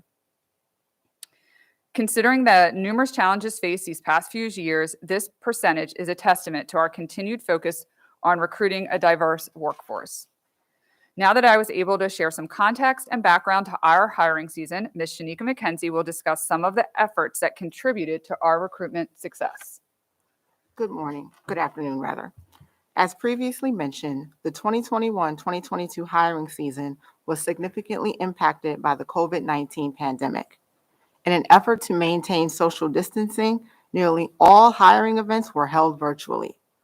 Virtual recruitment brought both opportunities and challenges. One of the positive features of virtual recruiting was that it allowed our recruiters to attend more events in different areas without worrying about the financial constraints associated with traditional travel. During the 2021-2022 hiring season, AACPS recruitment staff attended over 50 recruitment events, which included college and career fairs, statewide teacher job fairs, and military-focused hiring events. 25% of the events attended were diversity-focused job fairs or events at colleges and universities with higher proportions of students from underrepresented groups. Unfortunately, one of the biggest challenges to virtual recruitment is the lack of personal connection with candidates, which can be especially difficult when recruiting in other states. Unlike during in-person events, recruiters cannot proactively engage with candidates in attendance and must rely on the candidate to enter the virtual booth to begin a conversation. We continue to maintain strong partnerships with our local HBCUs, including Morgan State University, Bowie State University, Howard University, and Delaware State University. Throughout the pandemic, AACPS has continued to host virtual information sessions with student teaching seminar classes and has been regularly invited to participate in professional development workshops for students on topics such as resume writing and mock interviewing skills. Despite our ongoing relationships, many of these universities have smaller teacher education programs and graduate significantly fewer students each semester than majority serving institutions. Higher starting salaries in neighboring districts competing for these same students also makes recruitment more difficult. In addition to our local HBCU partnerships, AACPS has attended recruitment events at HBCUs from across the country, including colleges and universities in Virginia, North Carolina, South Carolina, Alabama, Georgia, Florida, and Ohio. As we continue to face an unprecedented teacher shortage, the early identification of highly qualified candidates for open contracts is essential in attracting high-quality, diverse applicants who are sought after by multiple school districts. During the 2021-2022 recruitment season, AACPS extended 76 open contracts to strong candidates to secure their employment with our district. This is less than 1/3 of the open contracts that were offered during the previous hiring season, when 296 were extended, and underscores the challenges faced during the pandemic. A reduction in the number of applicants, as well as uncertainty regarding the start of the school year, may have contributed to the limited number of open contracts extended. We continue to focus on top diverse applicants and high-performing student interns. 53 of the candidates who were offered open contracts accepted positions with AACPS, compared to 181 the previous year. Although fewer open contracts were extended during the 2021-2022 hiring season, the acceptance rate was nearly 70%, compared to 61% during the previous year. Nearly 20% of teacher candidates who accepted our open contracts were diverse applicants, compared to 23% during the previous year. Although HR representatives continue to proactively reach out to principals to help identify highly qualified student interns and offer open contracts, we have seen a decrease in the number of student teachers placed in our schools over the past 2 years. This decrease is likely due to fewer students enrolling in teacher education programs. Our HR recruiters continue to host virtual professional development opportunities for AACPS interns and meet virtually with interns to answer questions that they have regarding our school district. Our annual Teacher Diversity Job Fair has been hosted as a virtual event for the past 2 years. Using the virtual job fair platform Brazen, AACPS schools were able to create virtual booths where they could share information about their school and engage in conversations with prospective applicants. The Brazen platform allows school representatives to talk with candidates via text-based chat, audio, and video chats. Over 180 candidates participated in our 2021 virtual job fair, a figure that is comparable to attendance at our 2020 in-person event. In addition, AACPS found that the percentage of registrants who actually attended the event increased over the past 2 years to nearly 90%, compared to roughly 80% for in-person job fairs. Teachers eligible to attend our diversity job fair must fall into one of the following 3 categories: professionally certified educators from underrepresented racial and ethnic groups, male educators professionally certified in elementary or early childhood education, educators of all races who are certified in hard-to-fill areas. 79 of the candidates who attended our 2021 job fair were ultimately hired. Our 2022 Teacher Diversity Job Fair was held on Saturday, March 5th, and it was attended by 140 teacher applicants. Unfortunately, due to travel restrictions, AACPS was unable to travel to Puerto Rico in 2021 for our annual hiring event. However, Several virtual information sessions were held to encourage qualified applicants to consider opportunities with our school system. We are excited that the reduction in COVID-19 cases and the lifting of many pandemic-related restrictions will allow AACPS to host our 5th hiring event in Puerto Rico this May. AACPS developed numerous strategies to reach candidates during the pandemic. Our recruiters actively reached out to schools to offer phone and virtual interviews to candidates. In addition, AACPS has hosted several virtual information sessions called Teach Tuesdays to provide applicants with an opportunity to learn more about our district and have their questions answered. Our Teach Tuesday panel members included HR recruiters, Right Start advisors, and principals, who were able to share pertinent information about our school system and the professional supports offered to teachers. AACPS has hosted 8 Teach Tuesday virtual recruitment events since the spring of 2021 and reached over 100 potential applicants. During the summer of 2021, AACPS also hosted a virtual diversity networking event for candidates who completed the application process and were eligible to be hired by our schools. Candidates were able to converse with principals who had current vacancies during this 1-hour meet and greet style event. 24 candidates and 13 schools participated in the virtual event, which was also hosted using the Brazen platform. To ensure that our job opportunities reach a diverse audience, AACPS continues to partner with Diversity in Education, which is an online diversity-focused education job board. All external AACPS teaching positions are pushed directly to this site. AACPS jobs are also posted on numerous job boards, including SchoolSpring, Indeed.com, and Career Builder. Finally, AACPS jobs are posted on Handshake, which is the largest online career community for students and recent grads. Handshake is used by colleges throughout the U.S. and allows AACPS job opportunities to be visible to students even when face-to-face recruitment is not feasible. AACPS continues to utilize social media to engage with potential applicants and meet the needs of an ever-changing workforce demographic. We are continuing to build our following on LinkedIn, as well as our jobs page on Instagram. Our AACPS jobs page provides job-related information, relevant content such as professional development tips, and enhanced engagement with our partner colleges and universities.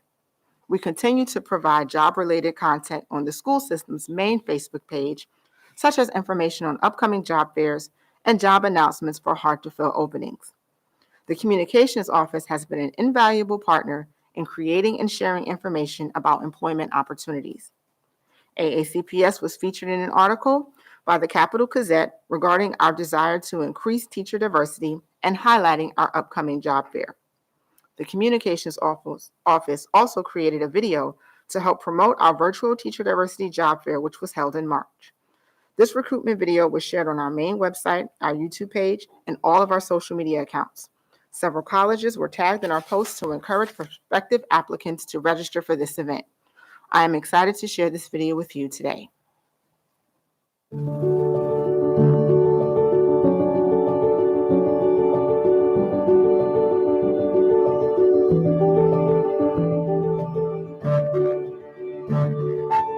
Anne Arundel County Public Schools is the 4th largest school system in Maryland and one of the 40 largest in the United States.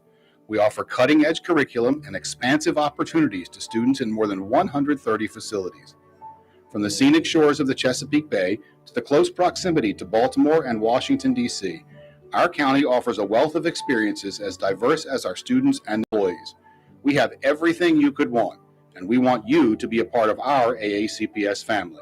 As an educator and aspiring leader, Anne Arundel County Public Schools has provided me countless opportunities to learn and grow.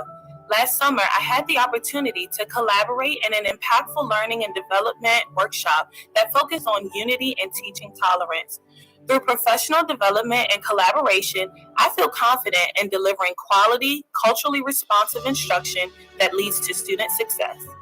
Our annual Teacher Diversity Job Fair provides educators interested in careers with Anne Arundel County Public Schools the opportunity to talk directly with key school system officials and principals. It's a chance to see and hear about what we have to offer, what you can offer our students, and how you can help make us an even better school system than we are today. This year's fair will be held virtually and is set for March 5, 2022. Registration can be found at www.aacps.org/diversityjobfair. Don't miss the chance to join our AACPS Awesome Team and create better futures for all of our students. We'll see you at the fair.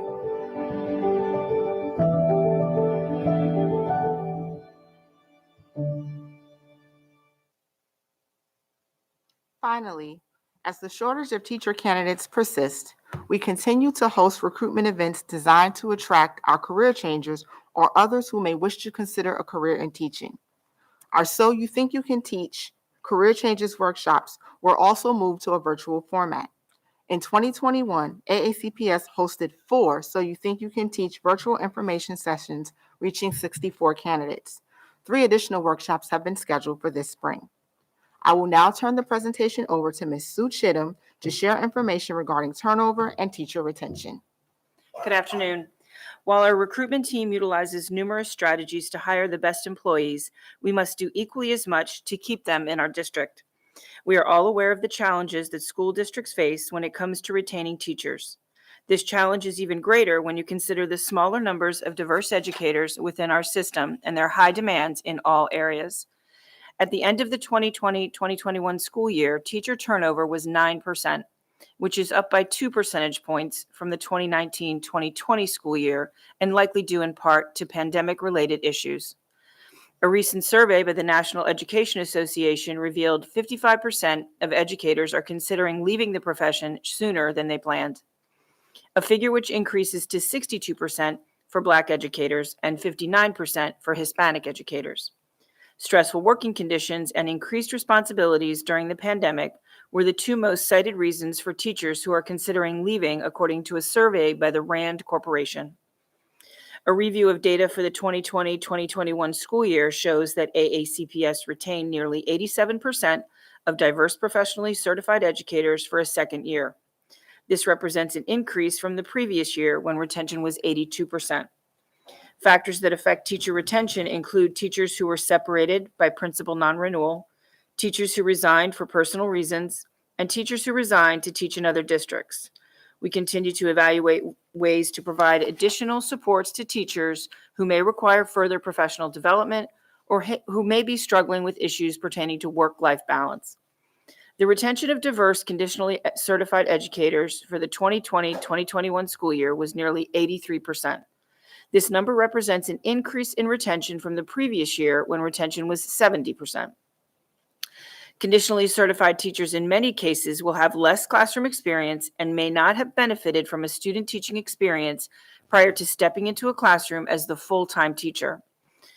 In addition to Right Start advisors who are assigned to all new teachers, AACPS also offered special workshops for conditional teachers, which we believe is helping to increase retention amongst this group. These workshops provided additional assistance to teachers who most likely did not complete a teacher education program and may be stepping into the classroom for the first time. The voluntary session included rotating topics such as classroom management, planning for instruction, and parent communication. This workshop was held virtually in December and attended by 47 teachers. Finally, the Office of Professional Growth and Development offered a virtual class entitled Teaching 101 for Conditionals. The 7-session course was completed by 18 teachers this fall, and there are currently 17 teachers enrolled for the spring semester. AACPS believes it is important to continue conversations on the importance of diversity and inclusion. To better align with school-based efforts, AACPS offers diversity and inclusion workshops for our central and satellite office-based staff. The Workforce Diversity Office continues to partner with the Office of Equity and Accelerated Student Achievement to host quarterly diversity and inclusion activities on dates preceding school-wide professional development conducted by AACPS leads and school-based staff. Last school year, all activities were focused on the theme of mitigating implicit bias and provided employees with tangible strategies that can be used to reduce the effects of bias in the workplace. These activities were hosted in a virtual format, which has led to increased attendance. During the 2020-2021 school year, over 150 employees participated in our 4 virtual diversity and inclusion workshops, 4 virtual workshops have been held during the 2021-2022 school year, and over 100 employees have participated. We are striving to continuously support diverse educators within our county. A virtual networking event was hosted by the Workforce Diversity Office for new teachers who may have felt isolated working from home for most of last school year. This networking event provided our diverse educators with an opportunity to connect with colleagues outside of the classroom and are a great way for our newer teachers to form relationships with other educators from across the county. We also continue to support diverse educators through our LEADS program, which stands for Linking Educators to Ensure Development and Success. The LEADS Professional Development Series was established as development workshops for diverse educators new to the system. All LEADS workshops were held virtually during the 2020-21 school year and had an average attendance of 40 educators, which was higher than previous attendance at our in-person events. In addition to the LEADS program, the Division of Human Resources offered virtual mock interviews to candidates applying to the assistant principal pool. Teams of principals and assistant principals volunteered to offer feedback to potential administrator applicants prior to their actual interview. Nearly 40 applicants participated in these mock interviews in fall of 2021, and additional 40 interviews were held this spring. This new initiative received very positive feedback from various stakeholders. A virtual workshop panel was also held last spring for external principal and assistant principal applicants interested in learning more about AACPS and the qualities our district seeks in potential administrators. Over 40 external applicants participated in this workshop. Finally, we are continuing to support our conditionally certified educators. This year, due to their large number, a special virtual boot camp was held for conditional teachers on July 27th, 28th, 29th, and August 16th. This training was designed to provide conditionally certified educators with a practical understanding of the craft of teaching, as well as to review AACPS teacher expectations prior to the beginning of the school year. 75 teachers participated in the boot camp. This fall, 3 new conditional support teacher specialist positions were funded through a Title II grant to support approximately 50 conditionally certified elementary educators. To date, these specialists have coordinated virtual appointments with AACPS certification specialists for 120 conditional teachers to help guide these candidates through the steps they must complete to fulfill teacher certification requirements. As you may be aware, the Blueprint for Maryland's Future requires that each county board of education evaluate its hiring practices to determine if those practices are contributing to a lack of racial diversity in Maryland's teaching staff and make changes as appropriate. A final report with our findings must be reported to the Governor, General Assembly, and the Accountability and Implementation Board. Although AACPS has been engaged in numerous activities to aid in the recruitment and retention of a more diverse workforce for many years, this statutory requirement will allow our school system to further evaluate our current processes and determine what more can be done to increase the diversity of our teacher workforce. To support these efforts, surveys were disseminated to both recent hires and current administrators to gain feedback on how we can enhance our current practices. The Workforce Monitoring Team will submit a report with our final recommendations later this spring. The challenges presented by teacher shortages remain prevalent and may only worsen in the coming years. With the pandemic driving many educators into early retirement, fewer students enrolling in teacher education programs, and more conditionally certified educators filling classroom positions, school districts must identify ways to not only attract more future educators to the profession, but also support those teachers who lack full preparation. AACPS remains steadfast in our commitment to ensuring that all students have access to high-quality educators that reflect the diversity of our student populations. We realize that the teacher shortage is not the problem of any one department, but it is a collective system-wide issue that requires a system-wide response. This concludes our presentation, and we're happy to answer any of your questions you may have at this time. Thank you. Ms. Shahan. Hi, good afternoon. Thank you for your presentation. Since we're talking about diversity, I would be remiss if I didn't wish everyone who is celebrating or has just celebrated a joyous Easter, Ramadan Kareem, Pesach Sameach and a happy spring. So I'll just start there. So obviously, this is near and dear to my heart. It has been since I've been on the board as the only sitting member of the board who might be white, but is not a cultural or religious member of the majority of the population. And I was very interested in what we heard in public testimony today, and I wanted to address some of those things that I just learned in public testimony. I don't know if you heard the public testimony. So how many of these fairs are sort of are hiring specific, not just informational, but for actual positions? And then within that, if principals are involved, how can they be presented with a roadmap to ensure that biases aren't coming into play and that we really are walking the talk with trying to hire as many diverse applicants as possible?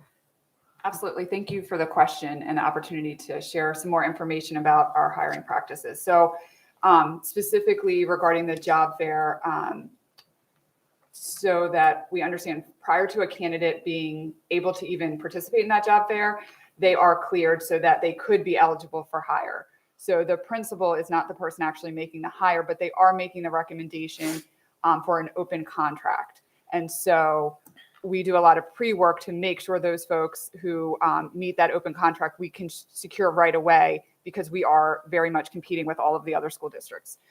So the large workforce diversity job fair that we mentioned in the presentation, that is our large job fair that we do every year. And then the other outreaches that we mentioned are a little bit different and more informational in nature.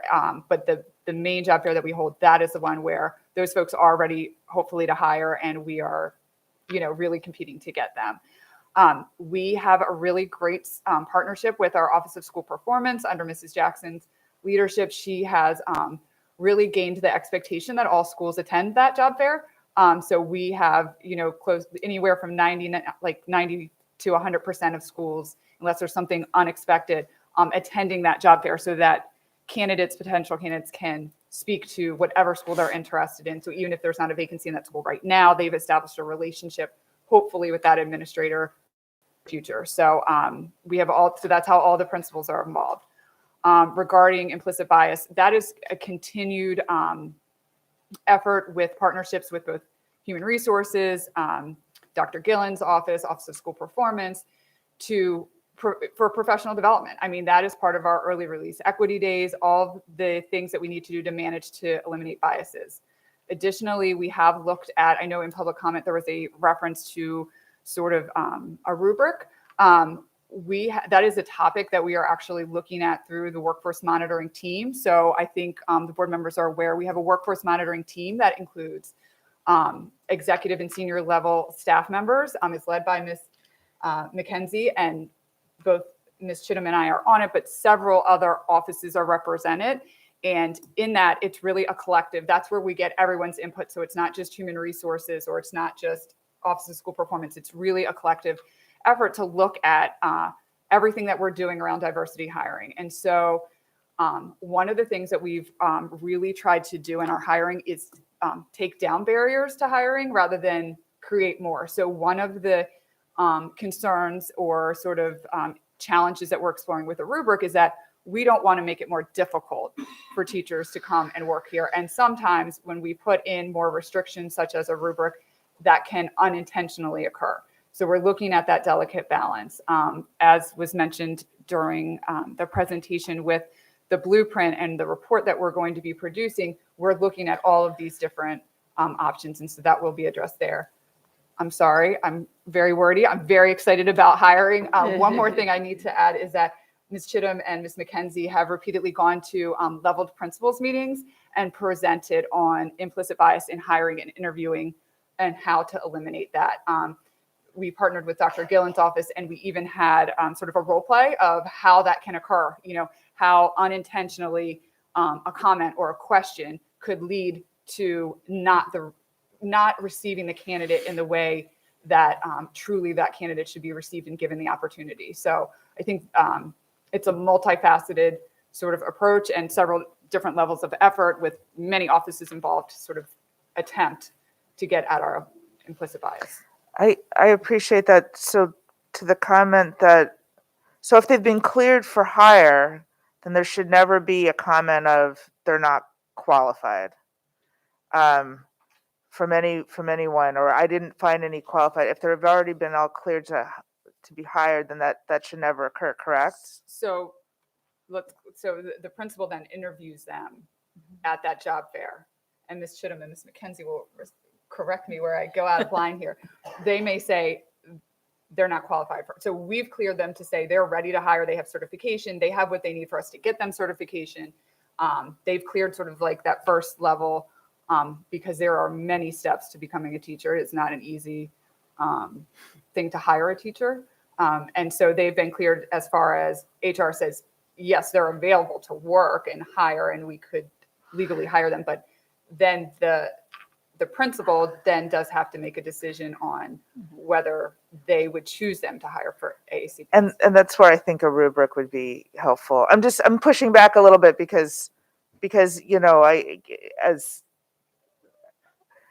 someone who probably, well, I'm not sure if I've ever had a Jewish teacher, but you know, it goes back to, you know, it's hard to relate. It's hard to feel like a part of the community if you don't see yourself in your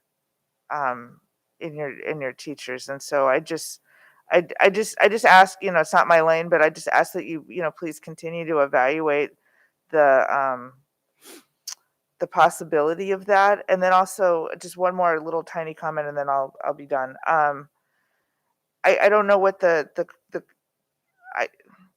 people refer to different groups of people in different ways. I think I saw some inconsistencies in the thing. I just wondered if, you know, I'm just gonna spit it out. I think we should be referring to groups as, you know, white and black, not Caucasian and Yeah, I do African want to American. clarify why so every time a identifier such as what you just said was used, it was based on the study. So we didn't want to compromise. So in one part of my part, I talked about Caucasian, and then in our data we say white. Well, when we ask, that's how it's written. Okay. Where the data came Thank from. you for I didn't want to change clarifying someone that. else's data.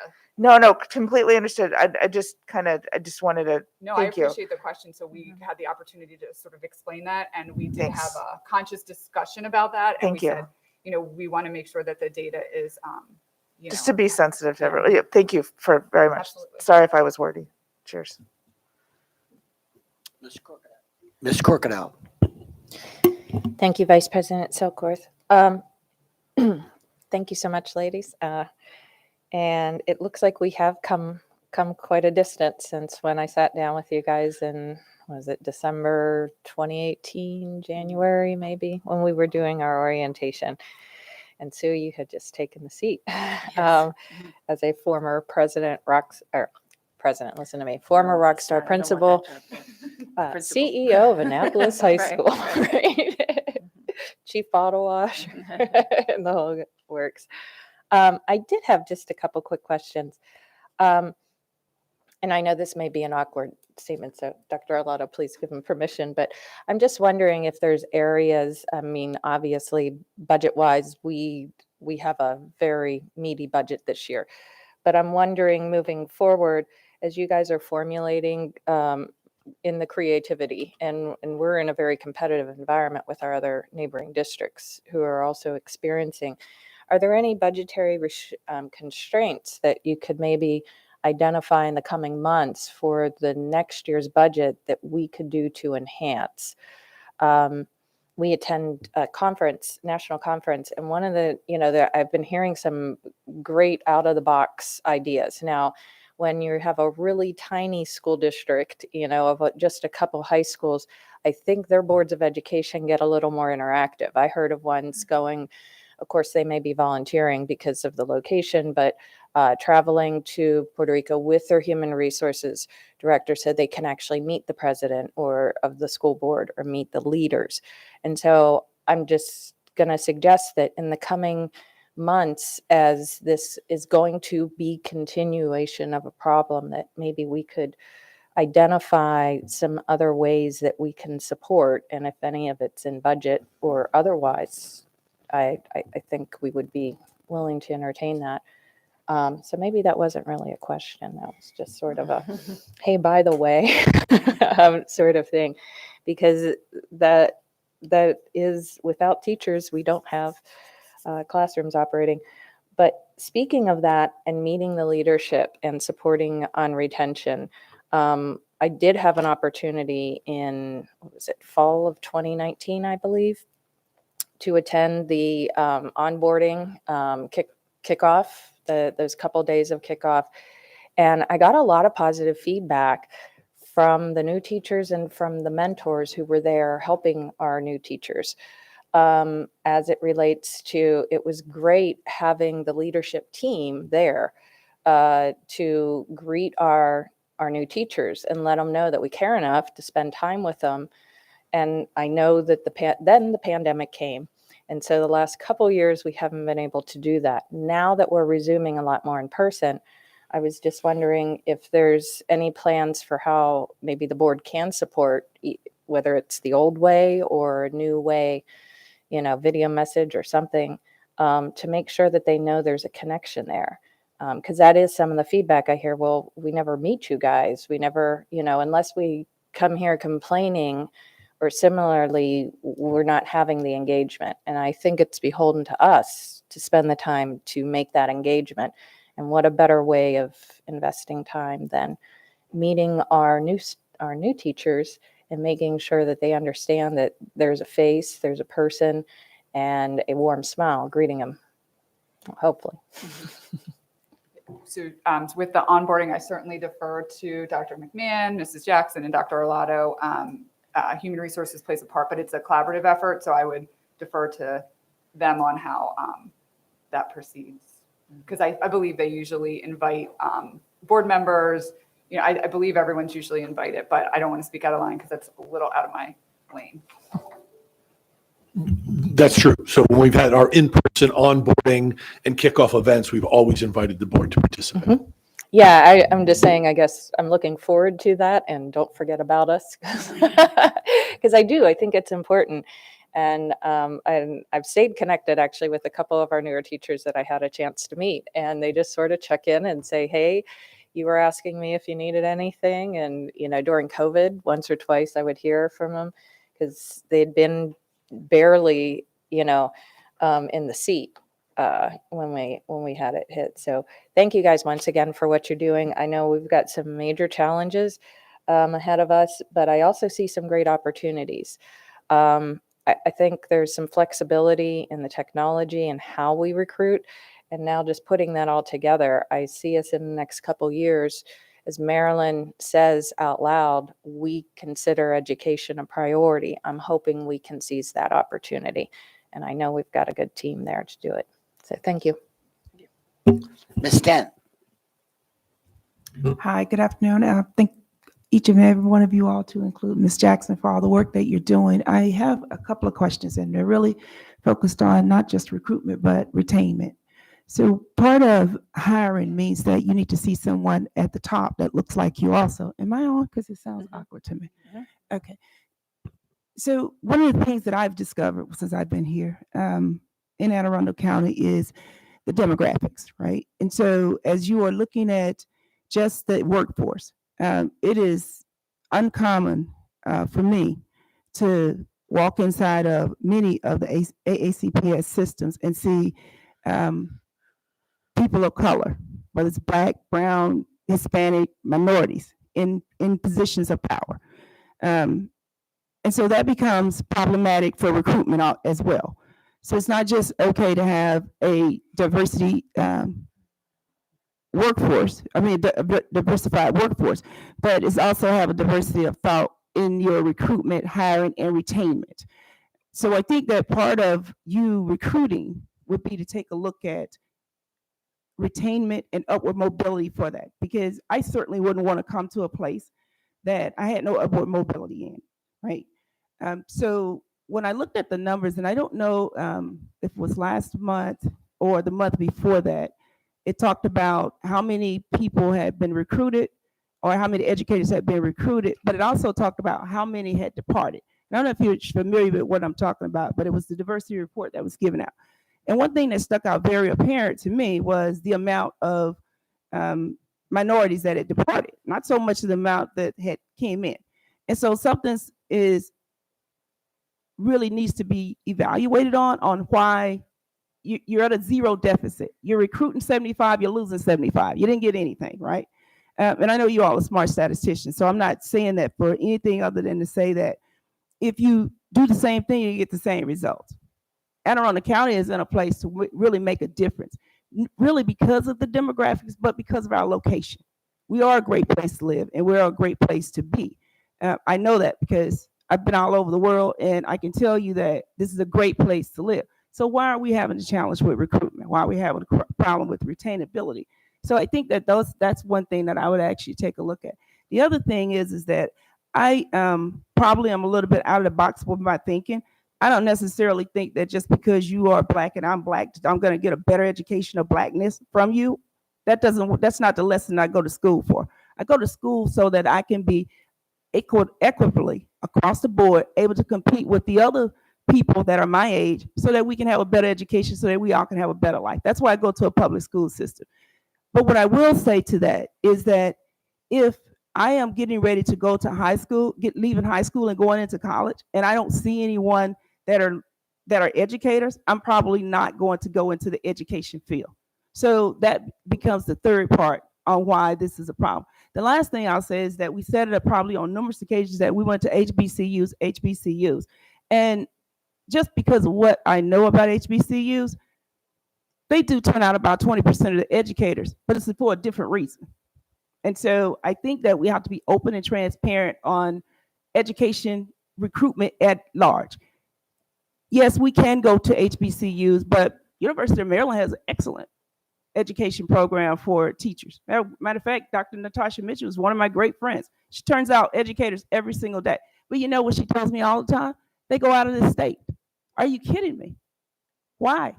And it's not just because of the money. It's because they want upward mobility. So I think that recruitment has to be a holistic look at it. It's not just one dimensional. And the last thing that I'll tell you is that what you're doing is very hard. I don't wish recruitment on not one of you sitting there, but I would be very mad with Dr. Arlotto if I'm going out and get 75, and then guess what? I can't do anything about the 75 that's left. So I know that you would be very upset about that. But I also think that because I know Dr. Arlotto, that he would be willing to work with figuring out why are we leaving. And so your expertise is going to tell him the why. And I don't think that we've actually did a deep dive into that, because I just looked at your 2010, report, literally from 2010, the last 10-year report. No, it hasn't moved. The needle has not moved. So I know you all are working hard at what you're doing, but I don't have the solution. And I just got a lot of conversation to have. I don't have the solution to any of this, Dr. Arlotto. I want to say that. But I do know that the work that you're done should not go in vain, right? And so I'll make a commitment. I mean this. I don't do this very often. I will make a commitment to work with the minority teachers and educators. And I hate calling people teachers because I think they're educators. I will work with them on how to create upward mobility, because I think that's the fundamental flaw. That's in majority of the reason on why most people, and the blueprint for Kerwin is not going to fix every problem that we have. It's not. So when I say that, yes, it is a pay system, that's one, but people are still becoming education. It's the environment. And so when I say I want to work with you, I'm saying work with us to create a holistic environment to where everyone can thrive, not only in your recruitment, but in your retainability and upward mobility. So that's all I have. Thank you. Thank you so much, Ms. Dent. And if I may, again, for the record, Monique Jackson, Deputy Superintendent for Student and School Support, we agree with you. You all get the benefit of some of the data, but you don't get the benefit of the internal conversation. And you don't get the benefit of our student and school support meetings in which we discuss and we problem solve. And I thank you for your commitment because we too are committed. And I want to focus, and I know time is of the essence, on one of the things that you said, upward mobility. And I'm going to do something that I very rarely do, which is highlight myself. And I intentionally go into schools to meet with educators and to meet with especially students so that they know that there is opportunity in Anne Arundel County Public Schools for upward mobility. You know, I started as a substitute teacher in Anne Arundel County Public Schools, and I moved through the system. I was also a student in Anne Arundel County Public Schools, and I think that's very, very important that we, in addition to our recruitment efforts, our retention can come from the fact that we continue to grow our own. And we, as one of the slides indicated, I speak with our ABSE group all the time, and Dr. McMahon also speaks with other groups as well as ABSE to understand that because she too was a student in Anne Arundel County Public Schools. She's a Wildcat, I'm a Bulldog, it's okay. And so we want to make sure that everyone understands that you can have two different paths, right? I was a principal and I took that particular path. And if you want to get into curriculum and instruction, you can do that particular path. Or if you want to be the best at your current job, you can also take that particular path, and there is a support for you. And that's the role of not only HR, but this whole system that we create is to support those people. And we're going to continue, you know, if you go back and look at presentations, previous presentations, you will see that we aren't doing the same thing over and over again. We're adding a little bit each year with the resources, the limited resources that we have. And so I thank you for your commitment, and we're going to capitalize on that commitment as well as the commitment of our continued successes in our Division of Human Resources. Thank you. I just want to add one question, one connotation to what you just said. So when I say doing differently, I'm simply saying that, yes, you did. You worked hard. You went from high school to where you are now, associate superintendent. So that's not what I'm saying. What I'm saying is if you are, even if you want to be a principal, shouldn't have to leave here to do that. Should be a way to find out how to do that. Even if you do want to leave here, being able to create a path forward for you, everyone in here will tell me that it's there. But that's not true to the responses that I get back, right? And so what I'm saying is just being realistic and transparent about the process. That's what I mean. I trust me, there is a way to get there. And I know that every now and then someone breaks through that process, but diversity is an effort. And so we have to make a real conscious effort to be a little bit more diverse. And sometimes it means doing exactly what, I'm sorry, I don't know your name. Ms. Cutchess. Miss Jessica. Miss Jessica, right? What Miss Jessica just said is that, yeah, we go out and we find the people, and then the principal say, no, guess what she's got to do? She's got to go find someone else, right? So what I'm saying is that maybe perhaps the principal shouldn't have the opportunity to say no, and it's just a thought. Maybe the principal get Gloria and he gets to figure out how to make Gloria better than what she is right now today, right? So it's just a thought. So that's why I say when I say think differently. Now, don't go out and do anything I just said. Please put some thought into everything that I'm saying. But that was just a quick example of when I say doing differently, right? Because that's where we're at. And I'm not necessarily disagreeing with the rubric that you were speaking of, Jessica. What I'm saying is that, you know, sometimes if you want to change something, you got to just do something a little bit out of the box thinking. And I applaud you for trying to be out of the box. But I can tell you that, once again, nothing from nothing leaves nothing. Okay. And I don't have anything else to say. Thank you, Ms. Dent. Thank you, Ms. Jackson. Ms. Ellis. Thank you. I'm going to actually reverse my comments here and piggyback a little bit off of what Ms. Dent was saying. So I agree. This there is no doubt that you all are putting a tremendous amount of effort into improving on the situation in a climate that is a national challenge. So I think our challenge is to what can we do that others aren't doing yet. And so I just jotted down a couple notes. I know I've mentioned a couple times, and some of these are long-term goals, but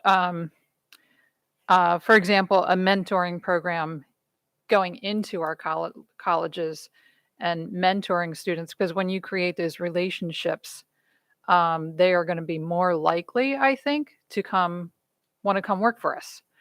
I had the same thought when the HBCUs were mentioned. You absolutely need to be there. You need to be reaching out to those schools. But I saw that map up and down the East Coast. Up and down the East Coast, there are many highly diverse public universities and colleges.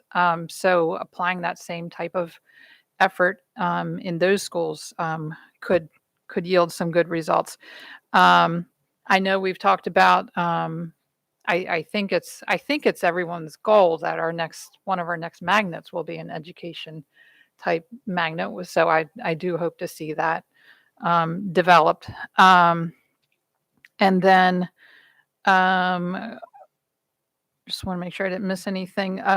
For example, the NSA has a program where there's tuition paid for students who then have a commitment to come work for them. Of course, there's a price tag on that one, but certainly probably economically it would be a benefit in the long run. So something for us to explore down the line, particularly if we do develop this magnet, then students come out of this magnet, perhaps we might be able to negotiate tuition in that type of situation with our local universities. So just ideas for doing different and doing more than others are doing is I think, and I'm sure what you hope to do. And then as far as retention, so I know a few students, because I've seen a lot of kids grow up in Anne Arundel County, and now some of them are through college and university and out in the workforce. And I know a few of them who've come join us, AACPS, which I'm thrilled about. But during the pandemic, and that was extremely challenging, particularly those students who came out the year that, they went right into teaching virtual classrooms as brand new teachers. But the challenges do continue. So just a quick question about professional development. First of all, for incoming teachers, I know we have the Right Start program, but what I see is a student goes to college to become a teacher with ideas about what that means, what they're going to be doing. So what kind of support do we give new teachers on classroom management? Because I think that is one of their big challenges that they face when they come into a classroom for the first time. So that PD, and then the other question about PD is what kind of development do we give to our administrators on how to be supportive administrators, supportive of their teachers with workload issues, again, classroom management and that kind of thing. So thank you for that. So some of the supports that we give the teachers is new teacher orientation, which is a process that was already alluded to this afternoon. Right Start advisors, as you also alluded to. We also have school-based beginning teacher liaisons who are faculty members chosen by the principal to work with the new teachers to the building to assist them with school-based situations, setting up a classroom, the nuts and bolts of the school building, and then to assist with that classroom management piece through continuing meetings with them. We also have lead teachers, department chairs who do ongoing professional development to support teachers at the school-based level. At leveled principals meetings, this conversation is continuous. How to support teachers, how to grow teachers, how to retain teachers, colleague to colleague, and also through presentations. As Mrs. Kutchis alluded to earlier, we from HR present to the level principals meetings often on that retention piece and on the interviewing piece. But having been a former principal, I do know that we had multiple presentations and opportunity for colleague discourse on how to grow teachers and retain teachers in the building. Dr. McMahon? Let me also add, so that we're all speaking the same language. You've heard a couple times the term level principal meetings. Those are meetings that occur monthly of all of the principals of that level, meaning all the elementary school principals, all the middle school principals, and all the high school principals. There's also opportunity in the principals with each of their clusters, and their regional assistant superintendent and their director also meet monthly. So those are, again, professional development opportunities for principals. Something that hasn't been discussed yet in this term, and it may be probably what Dr. McMahon is coming to talk about, are our PDS. We have professional development schools.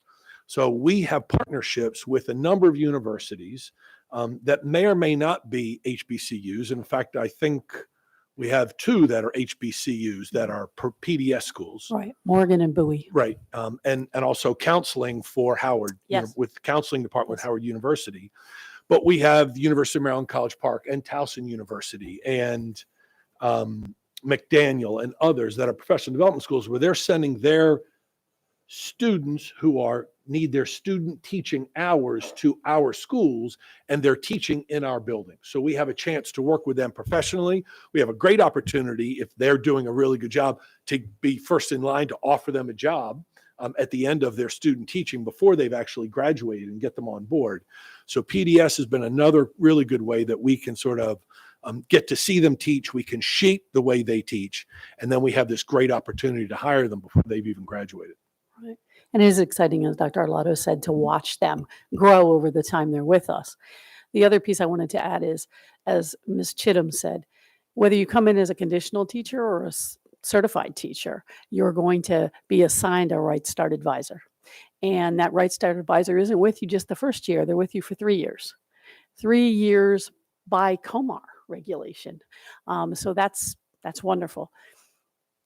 It is challenging to be a new teacher. And if you get off to a rocky start, it is more challenging. So we've even discussed the notion of, with Kerwin coming and the blueprint really coming, it could easily be that a new teacher teaches a little bit less than a full schedule. So we're looking forward, as well as what's happening right now, to figure out how do you launch a new teacher in this day and age when things are different than they were 10 years ago. How do you launch them well? And professional growth and development under Dr. Olivia Oliver, they're doing a really wonderful job to not only give professional development to the new teachers, but to constantly offer opportunities for those that are willing to put up their hands saying, I need more, I need more. And then that runs right into, as they move and they want to become a lead teacher, a distinguished teacher, they can move in that up in that lane, or they can move into the administrative track. And professional growth and development, along with the Office of School Performance, offers opportunities for that growth. Thank you. And that's good information. It's good clarification. I guess the classroom management piece that I was running about is not just, my thought wasn't just about helping and supporting incoming teachers, but I don't know what kind of classes go on in getting a teacher certification that deal with that. But it's in other words, I'm talking about training, not just supporting them if they're having issues. Does that make sense? So we have 11, as Dr. Arlotto said, we have 11 institutions of higher ed in Maryland that we partner with, and they come quarterly to meet with us, and we have wonderful relationships with them to talk about just that. And in fact, over the last few years, we were leaders with them in moving them to doing more social emotional learning, professional development with their teachers to be, their interns. The challenge is, and Ms. Chittum, who has been a seated principal, will tell you, until you are in that classroom, when you are the teacher of record, it is challenging to know how you will deal with 30 students of your own in that classroom and how you will engage them in a proactive, positive manner so that things go well. So we set them up as best we can when they're interns to have time, independent time, as well as mentored time. And then we continue that once they get to us. What is challenging is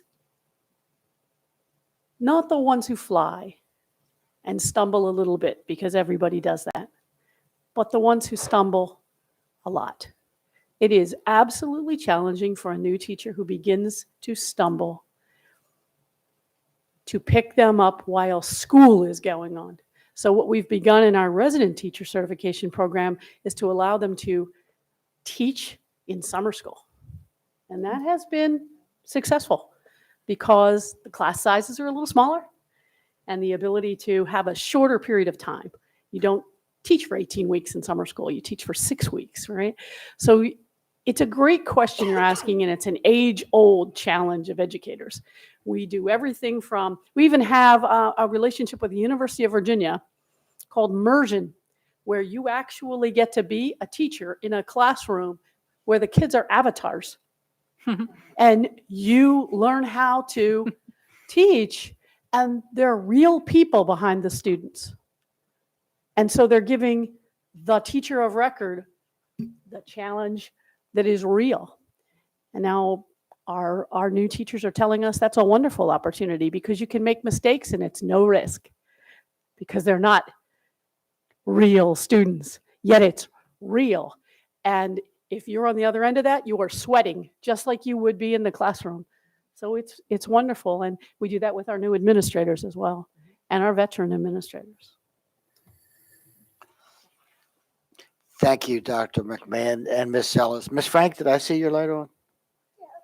I'll try to be brief. I know we're trying to get going. I do appreciate this conversation, and Ms. Dent and Ms. Ellis, your comments in particular, I was very engaged in, and I appreciate you for bringing some of these points of view. I think this is really valuable.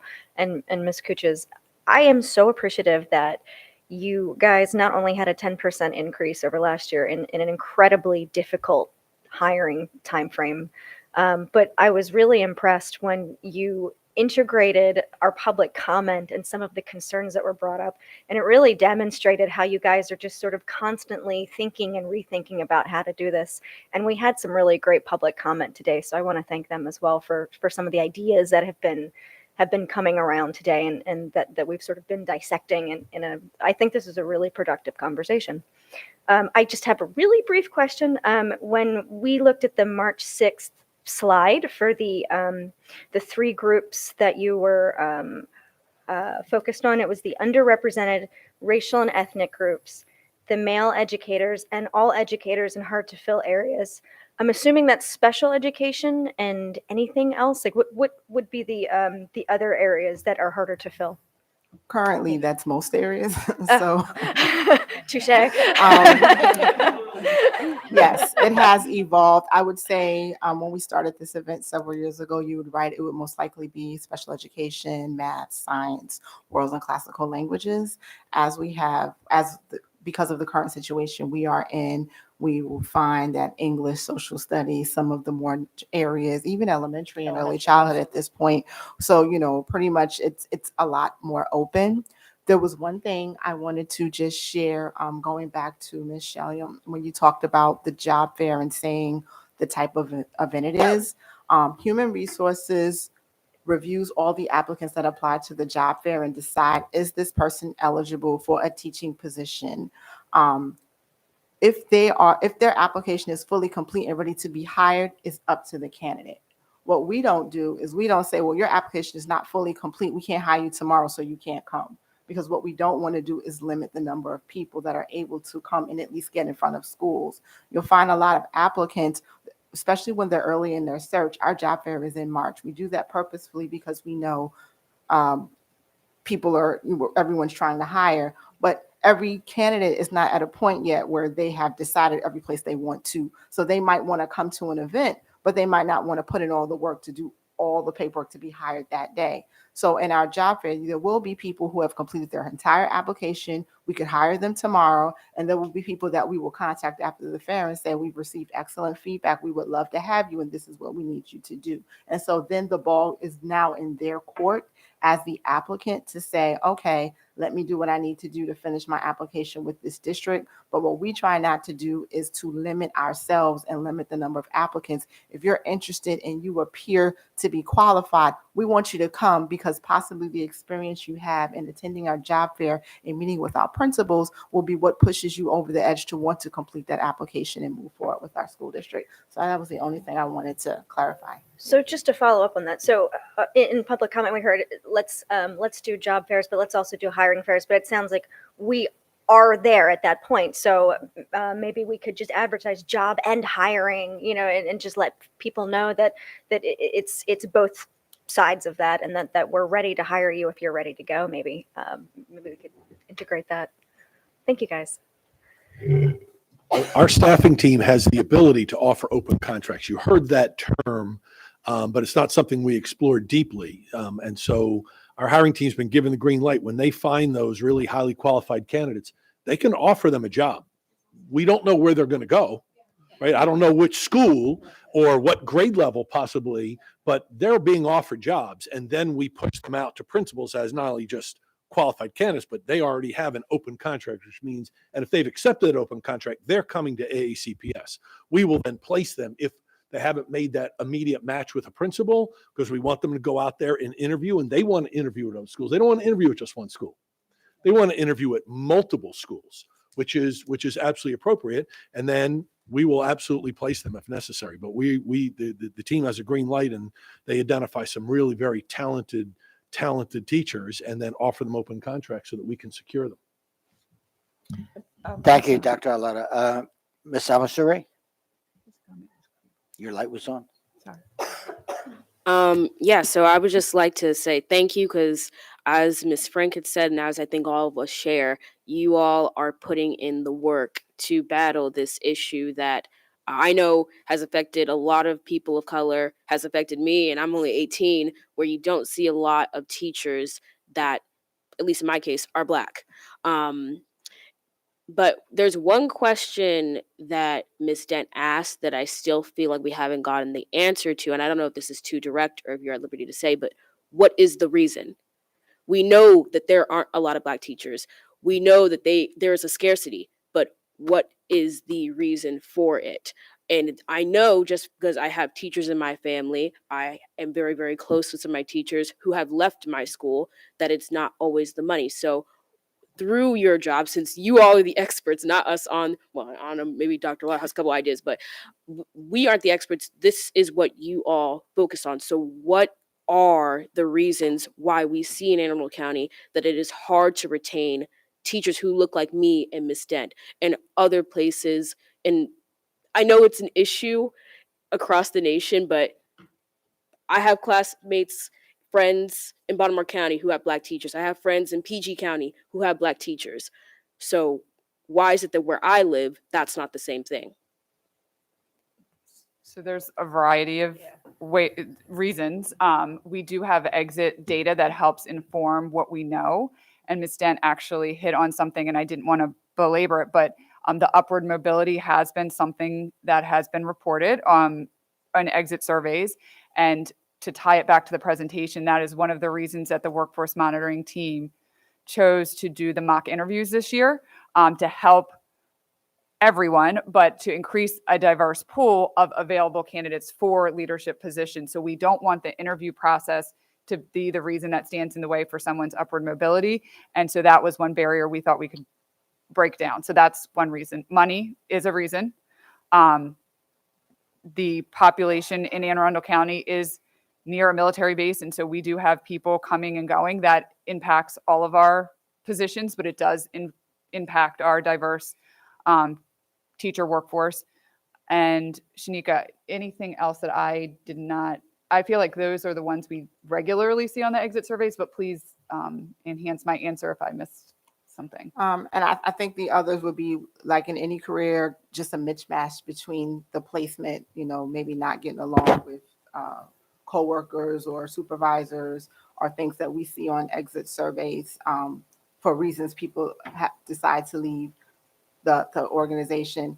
And specifically, in addition to what Ms. Kutch just talked about with the mock interviews, that's one of the reasons why with the LEADS program, which is kind of the retention program I oversee for non-tenured teachers, one of the things we start talking to teachers about early is paths to growth within the county. So we don't want to start, we don't want you to start thinking about that when you want to get that job and then you don't get it and you're frustrated and you leave. We want to start talking to you in your first few years about, what are some other opportunities in teacher leadership or other forms of leadership. We want you to talk to people who look like you, who have those roles, and start getting some strategies under your belt for what are the things I need to do if this is the path that I want to take. So we are trying to look at different ways to show teachers earlier in their careers, if you don't want to be in the classroom forever, you don't have to be. And here are some people who are successful, who are willing to work with you.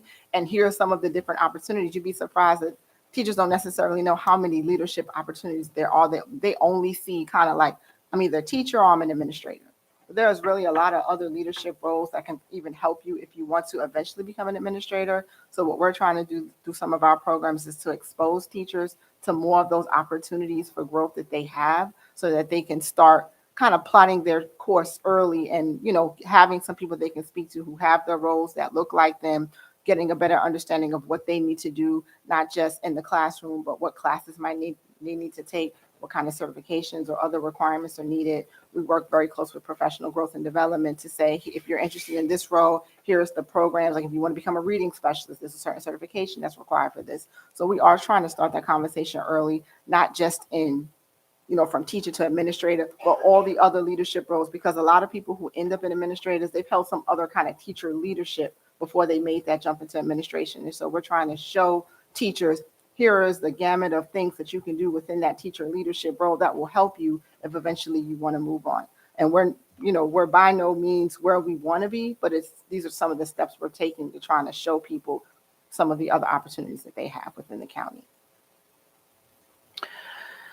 Thank you. Thank you so much, Ms. Kutchis, Ms. Shittum, Ms. McKenzie. Awesome presentation. And I think it's been extremely beneficial. And Dr. Arlotto, I would like to give you the last word.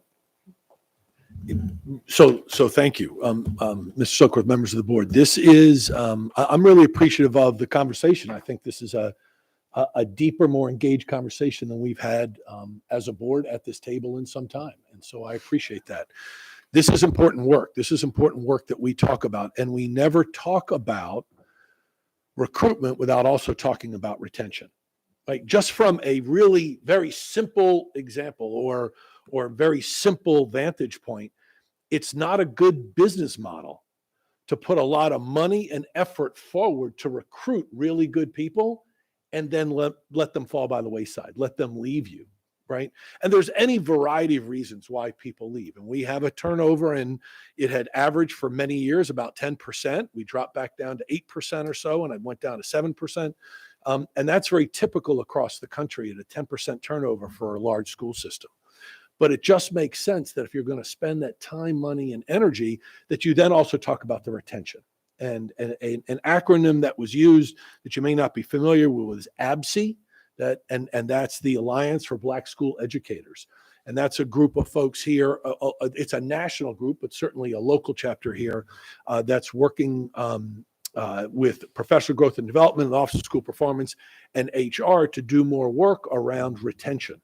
And so we have to be thinking about those things to Mrs. Dent's point earlier about that it's not just about recruitment, but it is about retention, because that makes sense on a business model, but it also makes sense because as we can build a more diverse teaching workforce, or workforce overall, more diverse workforce overall, it will be an attraction for others. And to your question, Ms. Amasomri, your question was, well, why? Well, in my conversations with folks, sometimes the why is, well, I don't want to be the only teacher of color or person of color in that school building. I'd like to have colleagues that look like me and that can help me give some groundwork as I move into this profession and into this area. I can't sit and talk with a teacher candidate to say, this is what it's like to be Black and live in Anne Arundel County and teach in Anne Arundel County. I can't give that perspective. And so as if I've talked with folks around the county, and I make a point to do that in our workforce, to have those conversations. And I think it's a great question to ask. Why? And that's one of the reasons. And so as we can attract more, retain more, we can hopefully be more successful in gaining more folks that will be attracted to coming to work for Anne Arundel County Public Schools. Because this is, as you well know, you are cheerleaders for this school system. This is an amazing school system. We just have incredible teachers, fantastic students, and committed families. And we need to continue to build on that. And this is not easy work. This is ongoing work. And this is not work that you check a box. To quote an email that I read recently, it's not about just checking a box. It's about committing to it. And we are committed to it. And so I thank you for the opportunity. I thank you for this team that continues to work, and under the leadership of Mrs. Jackson continues to focus on the needs of the school system and our staff. So thank you.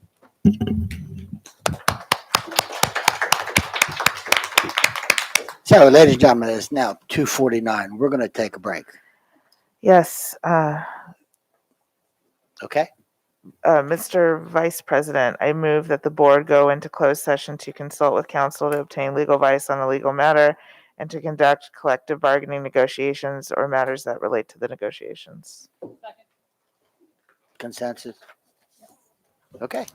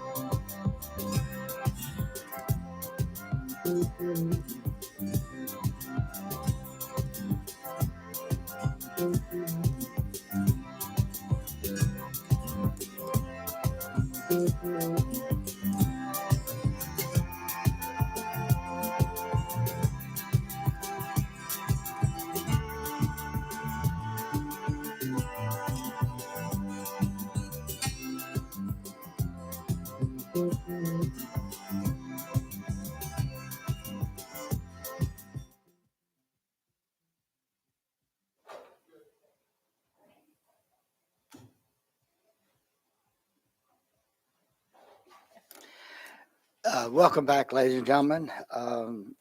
We're now going to be moving to item 5.01, the President's Report.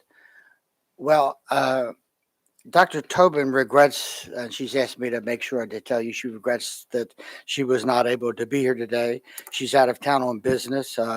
However, she's ecstatic about what I'm able to report. So on Monday night, I had the privilege with Dr. Alada, Mr. Mosier, to be invited to the county council meeting by Miss Allison Pickard. And we were happy and we were honored to accept a citation as well as a resolution for our students. So I'm going to read it to you and then I will show it to you. It's from the County Council of Anne Arundel County, citation presented to Anne Arundel County Public Schools in recognition of Anne Arundel County Public Schools for its extraordinarily high graduation rate and its steadfast commitment to excellence in education. The Anne Arundel County Council commends the teachers, staff, students, and families of Anne Arundel County Public Schools for this achievement and wishes you continued success. Well, ladies and gentlemen, here's the citation, and Dr. Alada and I accepted it. On on behalf of our great students. What makes this all the more amazing is that this has been accomplished in spite of all of the challenges that we have been presented with over the past couple of years. I've always known that the students and teachers we have in Anne Arundel County are great, and they will rise to whatever expectation we put in front of them. Our schools are growing more each year. The demands on the county to keep pace with this growth are high. On behalf of Dr. Tobin, our president, myself, our fellow board members and colleagues, as well as Dr. Alata and his staff, I thank the county council and the county executive for their commitment to our great students and staff. Our budget has grown, but our students are growing also in leaps and bounds as well. And that means that the future of this county is bright and assured. Our investment in these students has paid off and will continue to pay off. So, ladies and gentlemen, we have accepted this citation and the resolution which followed on behalf of the great students and teachers and staff who made this possible. Congratulations, students, teachers, and staff, for a job well done. Thank you.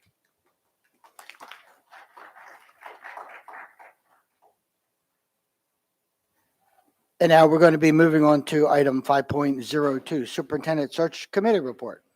Thank you, Vice President Silkworth. And thank you to Ms. Schalheim for delivering the report at the last meeting when I was unable to attend. The committee continues to work with the consultant and is committed to finding the most qualified applicant. The application deadline is fastly approaching. It is April 30th. Once the deadline ends, the consultant will work with the board to interview a slate of candidates. Per state law, a superintendent or interim superintendent must be in place by July 1st. If the board is unable to find an exceptional applicant, an interim will be appointed, and we will continue to update the public and the board throughout the process. Thank you. Thank you, Ms. Frank. We'll move on to item 5.03, our school hours report. Thank you. So just a few updates. We mentioned last time that there will be a new website. Currently, there's a website our web page that we shared to get information on all the various aspects of the new school hours for next fall. But it was announced at that time that there's going to be a new website where people can go to, and it will still have all this information. It'll be a little more interactive. There will be a public comment tool where people can submit questions, and when they do that, they will receive an individual response, but those questions will also be aggregated in a list of for the general public to see. Because if you have a question, there's a good chance others have the same question.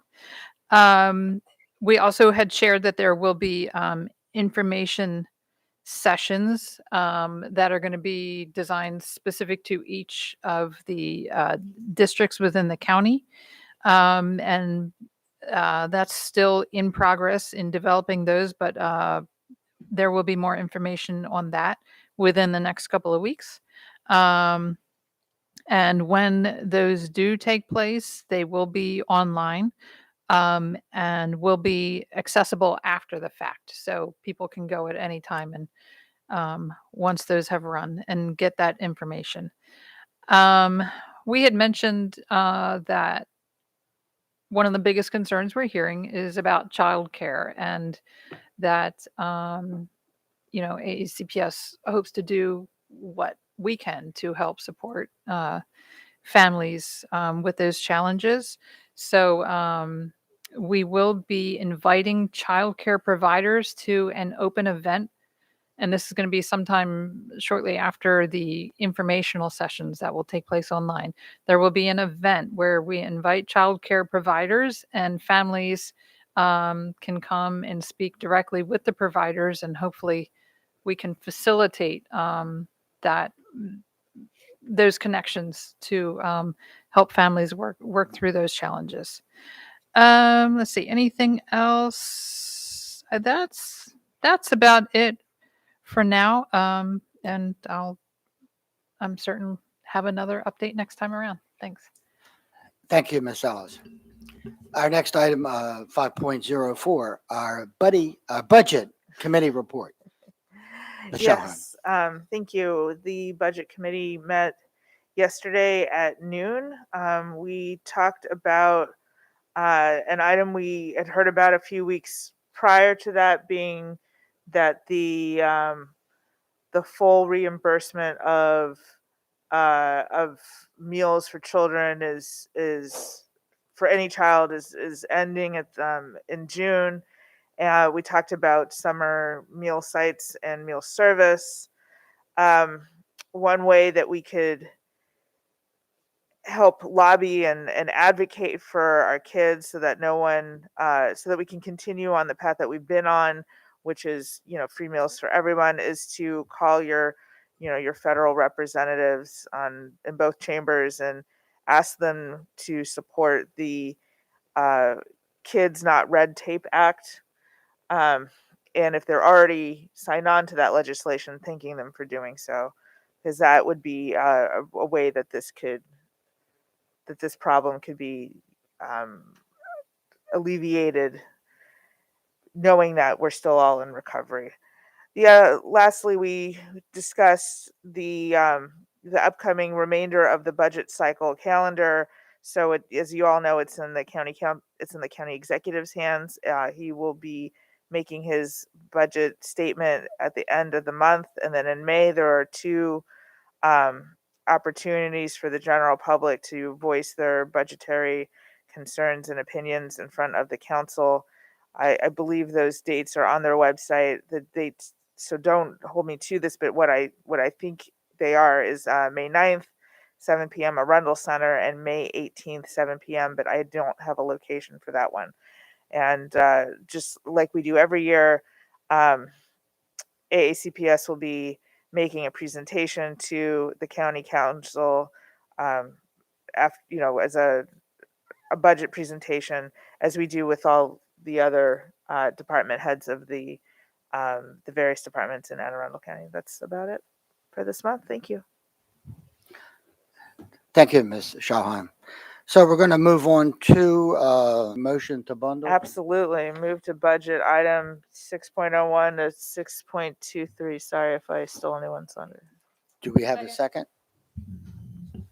Second. Okay. Do we have consent? We do have consent. Dr. Alada, your recommendation? Thank you, Mr. Vice Chair. There is no superintendent's report. Oh, okay. There you go. Thank you, Ms. Sookworth. I recommend that the Board of Education authorize the award of contracts as listed on today's agenda, 6.01 through 6.23. So moved. Second. Any comments? No comments? Okay. Ms. Howe, would you please call the roll? Ms. Corkadell? Aye. Ms. Shalheim? Aye. Ms. Dent? Aye. Ms. Omasori? Aye. Ms. Frank? Aye. Ms. Ellis? Aye. Mr. Soakworth? Aye. Motion passes 7-0. Thank you. Okay, so we're going to move over to some action items. 7.01, administrative personnel appointments. Dr. Alada? There are none for today's meeting. Okay, we have none. Item 7.02, personnel. Same, there are none for There are none. today's meeting. Okay, so some policy revisions, third reading, item 7.03, public comment at board meetings. Ms. Ortiz, good afternoon. Good afternoon. For the record, Jeanette Ortiz, Legislative and Policy Council. I do not have anything to add. I think the superintendent has a recommendation. May I? Thank you. I recommend approval of policy BCB, subject to final correction for style and format.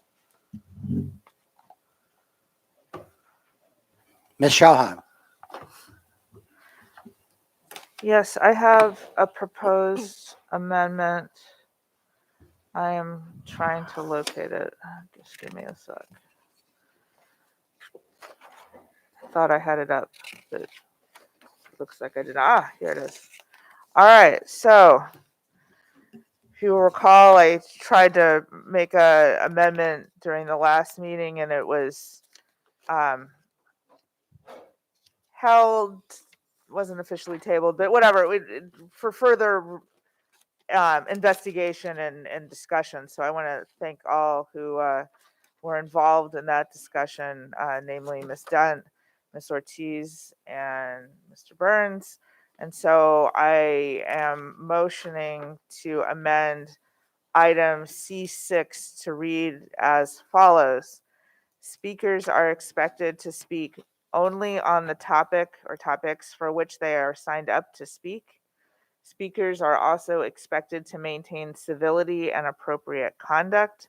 Speakers shall refrain from verbal outbursts, making personal attacks on individuals, using obscene or profane language, and engaging in threats of violence, intimidation, harassment, or any other actions that disrupt the meeting. So that is my motion. Second. So we do have a second. I'm looking for lights.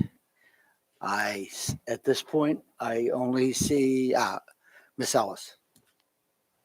Thanks, and forgive me. I'm pulling it up because I don't want to misspeak. So I had indicated that last time when a motion was made that I'm comfortable with the language as it is in the policy. Those things are sorry, I'm still pulling it up. Those things are addressed each board meeting. The president reads them. And I've always been concerned about being overly prescriptive in our policy. The part that brings me particular concern is speaking only on the topic for which you're signed up, which we used to have a procedure that allowed for otherwise. And while I'm comfortable with where we are right now with our public comment procedure, I don't want to write into policy and tie the future board's hands in how those things are addressed. So I have some concern there. Ms. Corkadell. Yeah. Well, first, I just want to thank the efforts because I know that we discussed this in the last meeting as trying to find common ground language. I have to say I concur with what Ms. Ellis said. That's why I didn't have my light on prior, but I have been thinking about it in and of itself. I think that what is expected, the behavioral expectations is spot on. And I applaud everyone who worked on this. I know there were many people to get this legally, not just legally sufficient, but also to well demonstrate the intent. The speaking on the topic for which they signed up to speak, we have, I guess what I'm going to say is that, our public comment is received in a variety of different ways, in a variety of different platforms. I'm just a little concerned that it is too prescribing, maybe for a couple additional reasons than what Ms. Ellis said, but I think that I would prefer it without it. So I'll see if there's any other questions. I think I'm going to propose an amendment to the amendment, though, if there's no other questions for it, and see what others think of it. Go for it. So, Ms. Corkadell, would you like to make your proposal? Yeah, I move to amend the amendment to strike speakers are expected to speak only on the topic for which they signed up to speak. Reading the room, I'll second that. So we do have a second for that. I'm looking at the lights. Do you have your light on? Ms. Dent?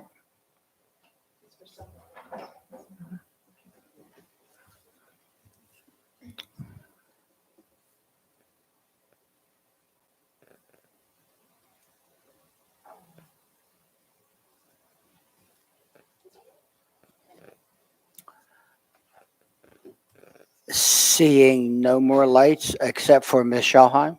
Ms. Schalheim? Yeah, I'll see if this passes and then I get the last word. Yeah, because it's my motion. So let's just clear the amendment and then I'll talk. Okay, so we're going to be voting on the motion to amend. Right. Ms. Howe? So the new language would be speakers are also expected to maintain civility and appropriate conduct. Speakers shall refrain from verbal outbursts, making personal attacks on individuals, using obscene or profane language, and engaging in threats of violence, intimidation, harassment, or any other actions that disrupt the meeting. Ms. Corkadow? Point of Point of clarification. yeah, Sorry. I was gonna.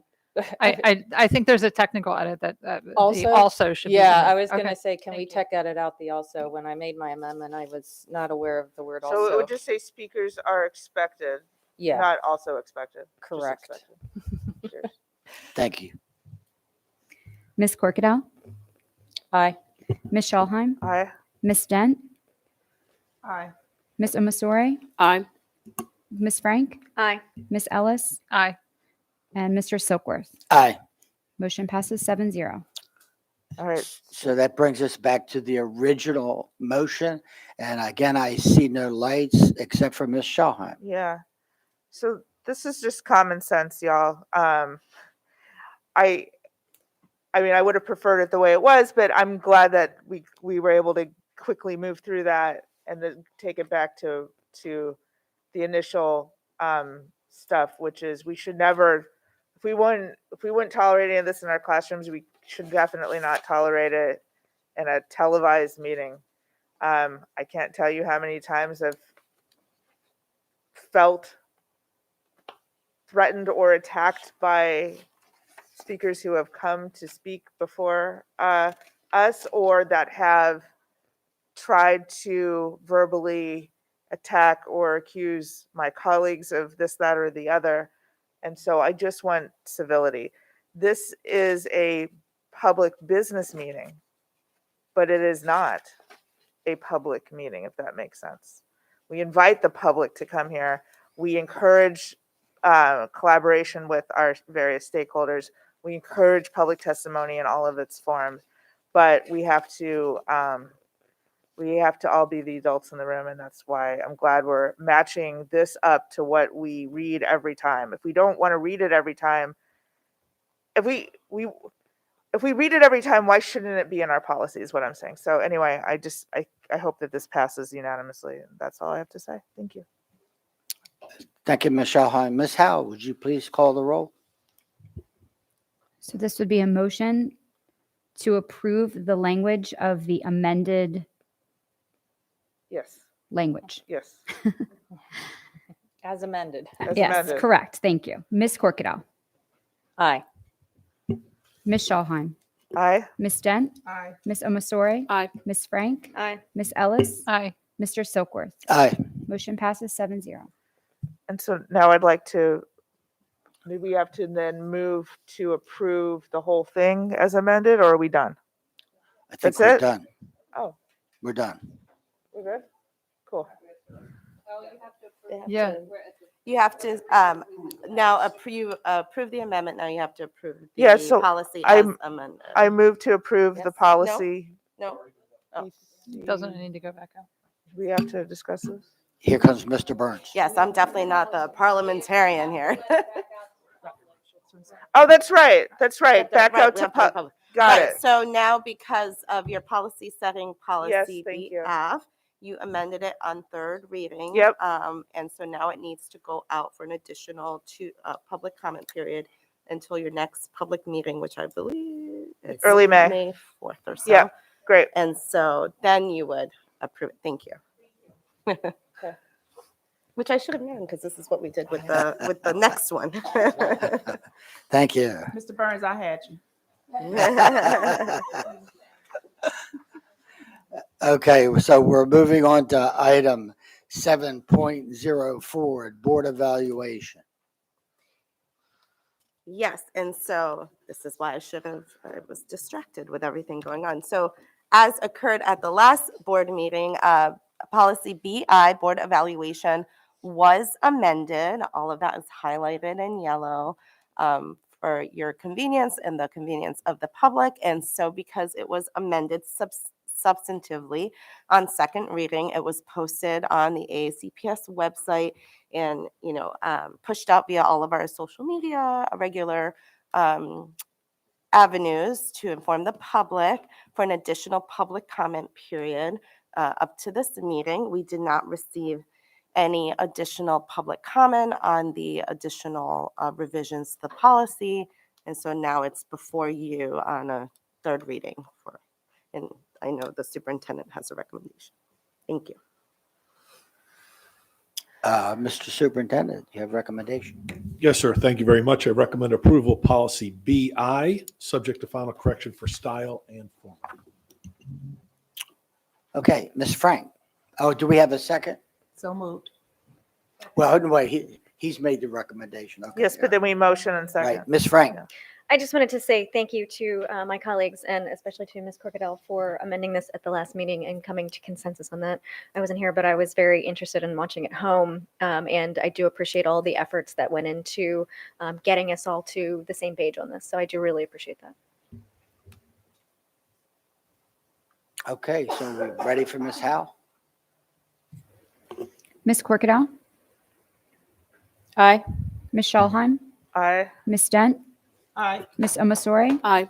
Ms. Frank? Aye. Ms. Ellis? Aye. Mr. Silkworth? Aye, Motion passes 7-0. thank you. We're moving on to item 7.05, second reading sustainability plan. Yes, so before you on second reading is policy EJA, sustainability plan. And just as a reminder, this is before the board as a result of recent changes in state law and new guidelines from the Interagency Commission on School Construction regarding our sustainability plan. And so this policy was on a 30-day public comment period, and we did not receive any public comment. And Mr. Shaknovich is here with me, and we're happy to answer any questions.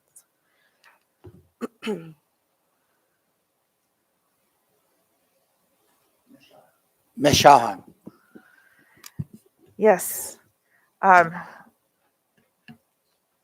if I didn't express my excitement about this last time, let me do that now, because obviously most people know that I once was an energy consultant doing energy efficiency, renewable energy stuff. I try to live green, and I say the word solar here more than any other of my colleagues combined, probably. So I'm excited about this. I have a question about the sustainability plan. So the regulatory language that implements this policy, would it ever be appropriate? So you watch commercials, you read about various companies that have made commitments to do X, Y, or Z by the year 20, whatever it is, either be totally carbon neutral or be 100% solar or do any number of things. Is that are those sorts of statements going to be made anywhere in our sustainability plan? Is there a move towards that in any way? So for the record, Alex Shackno, Chief Operating Officer for the school district. So let me begin by actually hearkening back to a comment I made when this came before this body for the first reading. So there is essentially for lack of a better word, an organized plan at the state level to march us through the process of landing where you're alluding to. So the state essentially passed a law and then had a work group to create their regulatory framework for the adoption of a sustainability plan at all 24 jurisdictions. That's what's before you today. Now, coupled with that, the next leg is you may be aware that in the final days of the General Assembly, they passed a fairly robust energy conservation and sustainability law. That then will create the same exact play out going forward. So this part of that is they will establish a work group that's going to have representatives from the IEC, from the Department of General Services, from the Department of Environment, and the Maryland Energy Administration that will create those sort of aspirational goals or the framework for that. That then will trigger us needing to come back and revisit this to bring it into conformance. So in essence, Michelle, we're going to get there, and there's a roadmap for that to occur. We were actually one of the 5 jurisdictions that were invited to participate with the state when they were developing this first phase of that. I can't assure you it will be for the second time around, but maybe we'll be fortunate enough to participate in that as well. So we do anticipate being before this body. Just, we don't want to get the cart before the horse yet, but that's where we're heading over time. Fantastic. And do you have any inkling specifically what specific items they're looking at in terms of sustainability? Are they looking at, my favorite word, solar? Are they looking at like all geothermal? Although right now we evaluate for this in a new building, but it's not a mandatory thing. Are they looking at, I don't know, gray water use, a percentage, or I don't, what are they, do we know specifically So what they're there's, so leaning it's towards? it's a hefty bill, and Yeah. I've been kind of looking through it and combing through it, and the 90-day report is helpful, but doesn't tell you everything that's in every bill. And so there are statewide, as Mr. Sheknovich mentioned, goals, and then there are specific requirements for school systems. Okay. So obviously green gas, house emissions, the solar throughout the state and building. They were thinking about requiring solar for schools. That language was stricken from the law. However, there is solar language, like general language, and that's one of the things that this work group would be looking at. There is, electric school buses, net zero schools. So there is a lot. So there is, like I said, general statewide provisions, and then there are a portion of the law, which you may already know, but the governor allowed to go into law without his signature because it was sent to him during a certain time period at the end of the session in which he either had to sign it into law, veto it, or let it go into law without his signature. So there are certain provisions that specifically apply to schools, but as Mr. Sheknovich stated, the state is looking at this comprehensively to determine sort of the state's move forward. So it's sweeping legislation. And you gotta, and if I can just build one little piece above that, is that you have to understand that from a statewide perspective, they cannot be overly prescriptive. Right. So for example, if they would hard code in geothermal, Right. no pun intended, but in Allegheny County, when you're in the middle of Graniteville, that's not going to be feasible, right? Yeah, exactly. So there's going to have to be local jurisdictional. So they're going to create targets, but the means and methods are going to be localized. So you're going to have to hit targets. There's going to be permissible lanes to get to those targets, but there's not going to be one and only one way, because that simply will not work when you're trying to juxtapose Western Maryland to kind of waterlogged Anne Arundel County to sandy Eastern Shore. So again, it's all work to be TBD.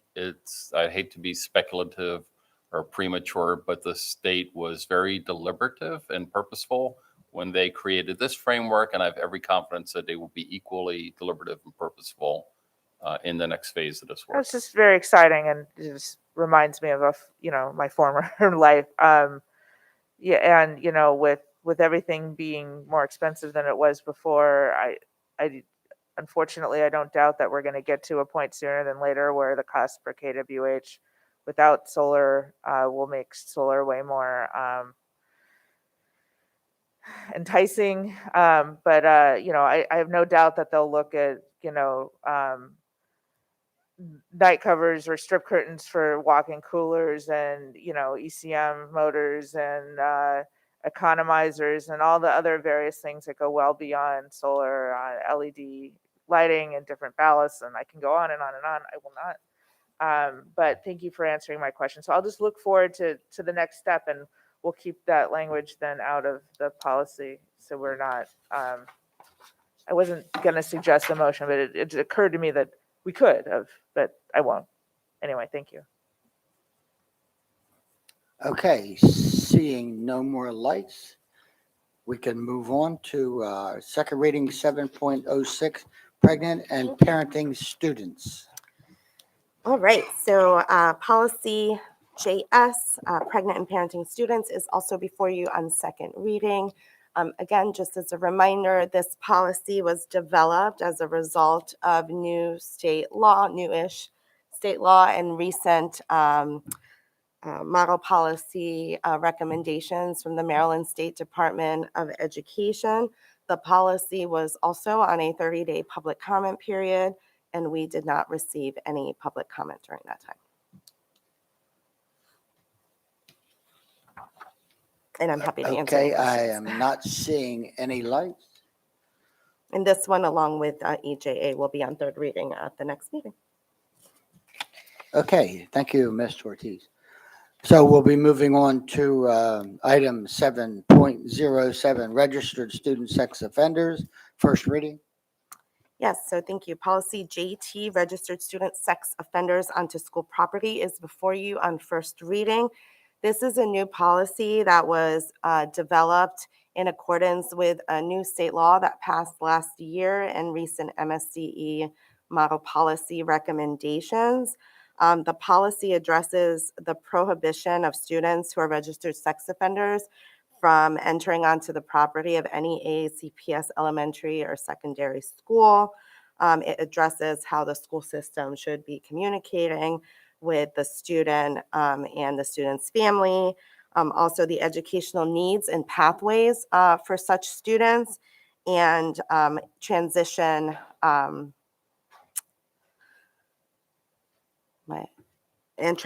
for return for those students to school if and when they are no longer registered sex offenders. Again, this is in accordance with legal requirements from a 2021 law that passed the General Assembly.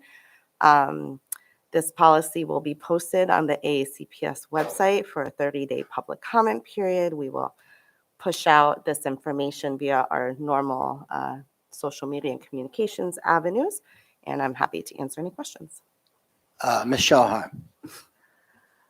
I have what is going to sound like a ridiculous question, so just bear with me here. Obviously, I understand the importance of this. Obviously, I agree wholeheartedly, and if it was on third reader, I would vote for it likely as written. I'm not going to suggest any motions. I just have a kind of a what I kind of a dumb sounding question. So, what if there is a registered sex offender that's also a parent or a guardian of a student and needs to pick up said student from school, drop them off, pick them up if they're sick, etc.? Like, how would that unfortunate scenario play out? That's actually a really good question, and it's a little bit of a separate issue. So that actually is addressed in policy KD and regulation KDRA, which is visitors to the schools. So registered sex offenders are currently prohibited from being on school property. So it was a little interesting when you're dealing with students, especially like if they're not tried as adults and they're adjudicated as juveniles. And we actually did have concerns with the way the bill was written last year because it left a lot of sort of unanswered things, but it passed. And so we will implement the way the state has told us to implement it. But to your specific question, registered sex offenders are not, it's like illegal for them to be on any school property. They cannot pick up their kids. They cannot go to parent-teacher conference. They cannot, attend activities, in accordance with state law. There is provision that allows for an exception. The superintendent can make an exception in rare circumstances. So let's say, you might have a scenario that it was something that happened 20 years ago and it's like the child's graduation. And so those requests would go to the superintendent for a decision. So the law does allow for that. But generally speaking, they are prohibited from being Got on it. school property Thank you. currently. You're welcome.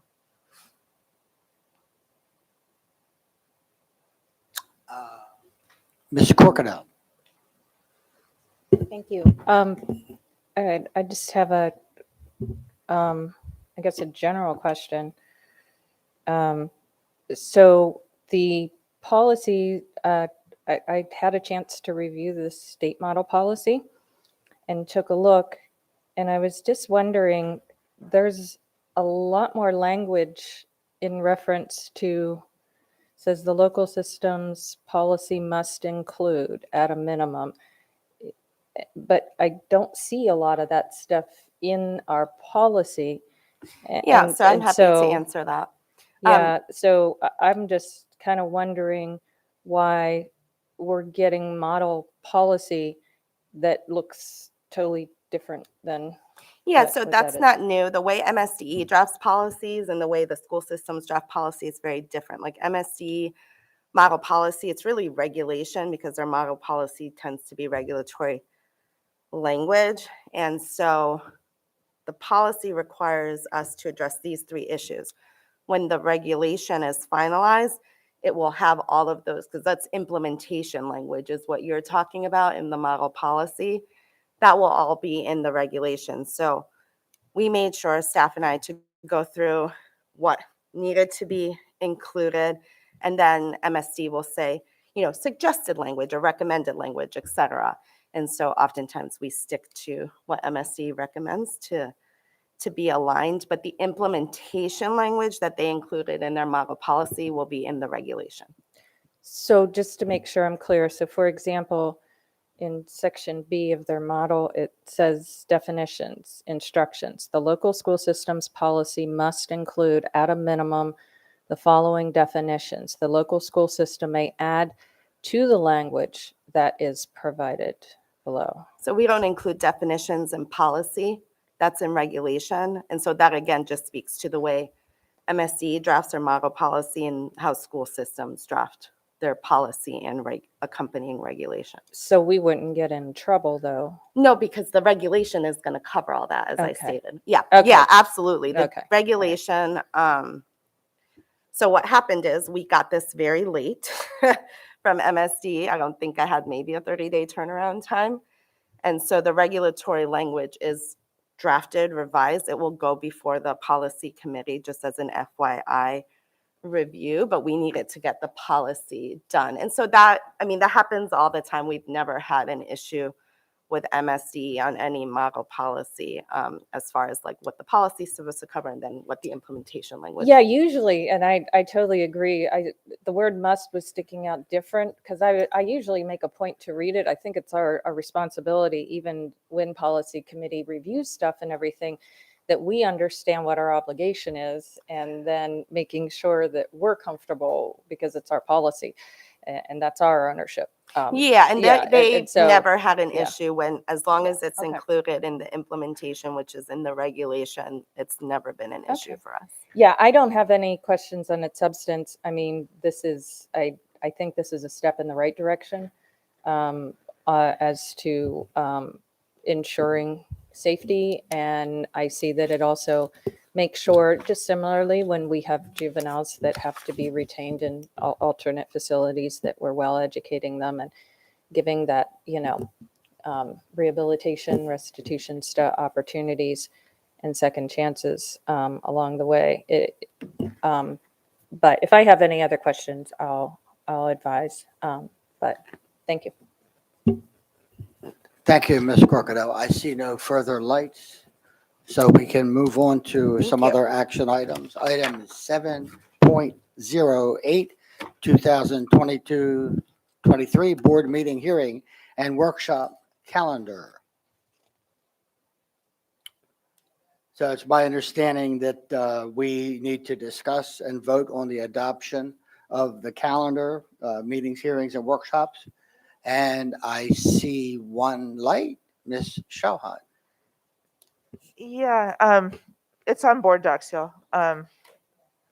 So I'm gonna move that we have our first meeting in December on the, what was it, the 7th? I think it's the 7th, which would comply with the state law on that front. Leaving the other meeting in December the same as it is. And yeah, so that's my motion. So we're. Do we have a second? Okay, good. Just making sure I was. Second. Yeah, sweet. Okay, so I'm looking for the lights. At this point, I see no lights. Just a point of information, do we have to, does the motion have to include the striking of the Wednesday, November 30th? Do we have to include that in the motion? Or are we okay? I'm just curious. Yeah. Yeah. All we're right. good. All right. We're So good. yeah. No, it's a good point. So then I move that we not have a meeting on November 30th, and then instead we have a meeting on December 7th. Cool. Sweet. I think that's a tech edit. We don't need to Because I think that's a tech edit to the existing motion if our presiding officer concurs. we'll Okay. we'll get to that. Okay.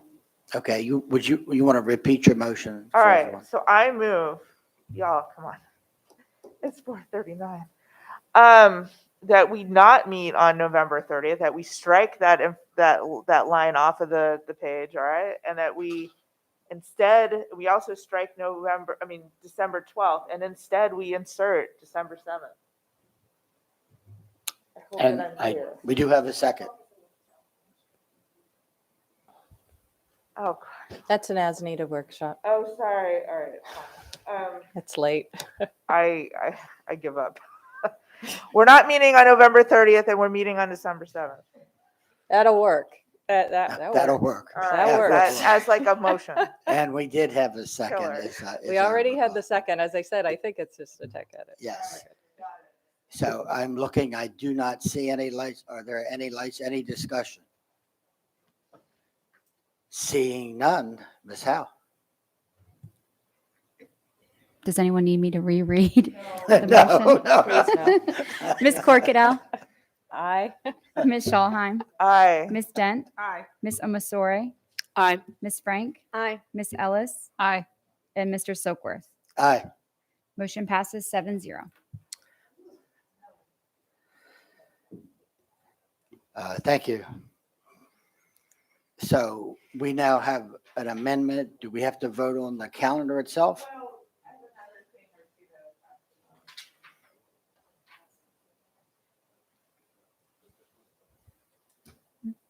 Ask.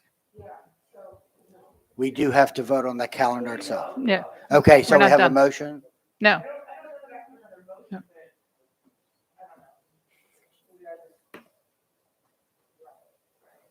Who do you have a question for? You have a question for someone, you said?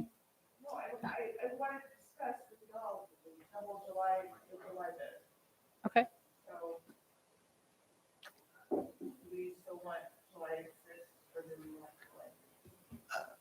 Your mic on, please.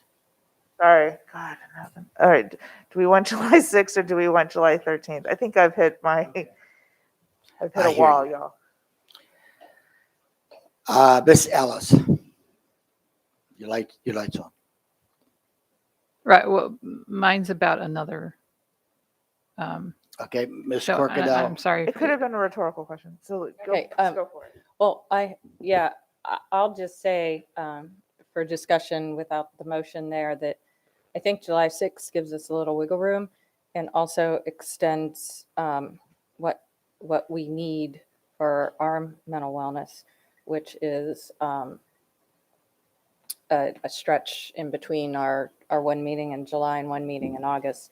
So I would prefer myself to have the July 6th. And as I said, it also gives us that extra wiggle room in case we need to adjust anything in the budget, because that would be, if it's 30 days from, then that's right around the, was it 15th or 16th. I would just prefer us to be done and one and done sooner too. But I mean, I'm kind of flexible. If the majority would prefer the following week, I'm fine, but I would rather have that extra week of preparing for the upcoming school year and some wellness time.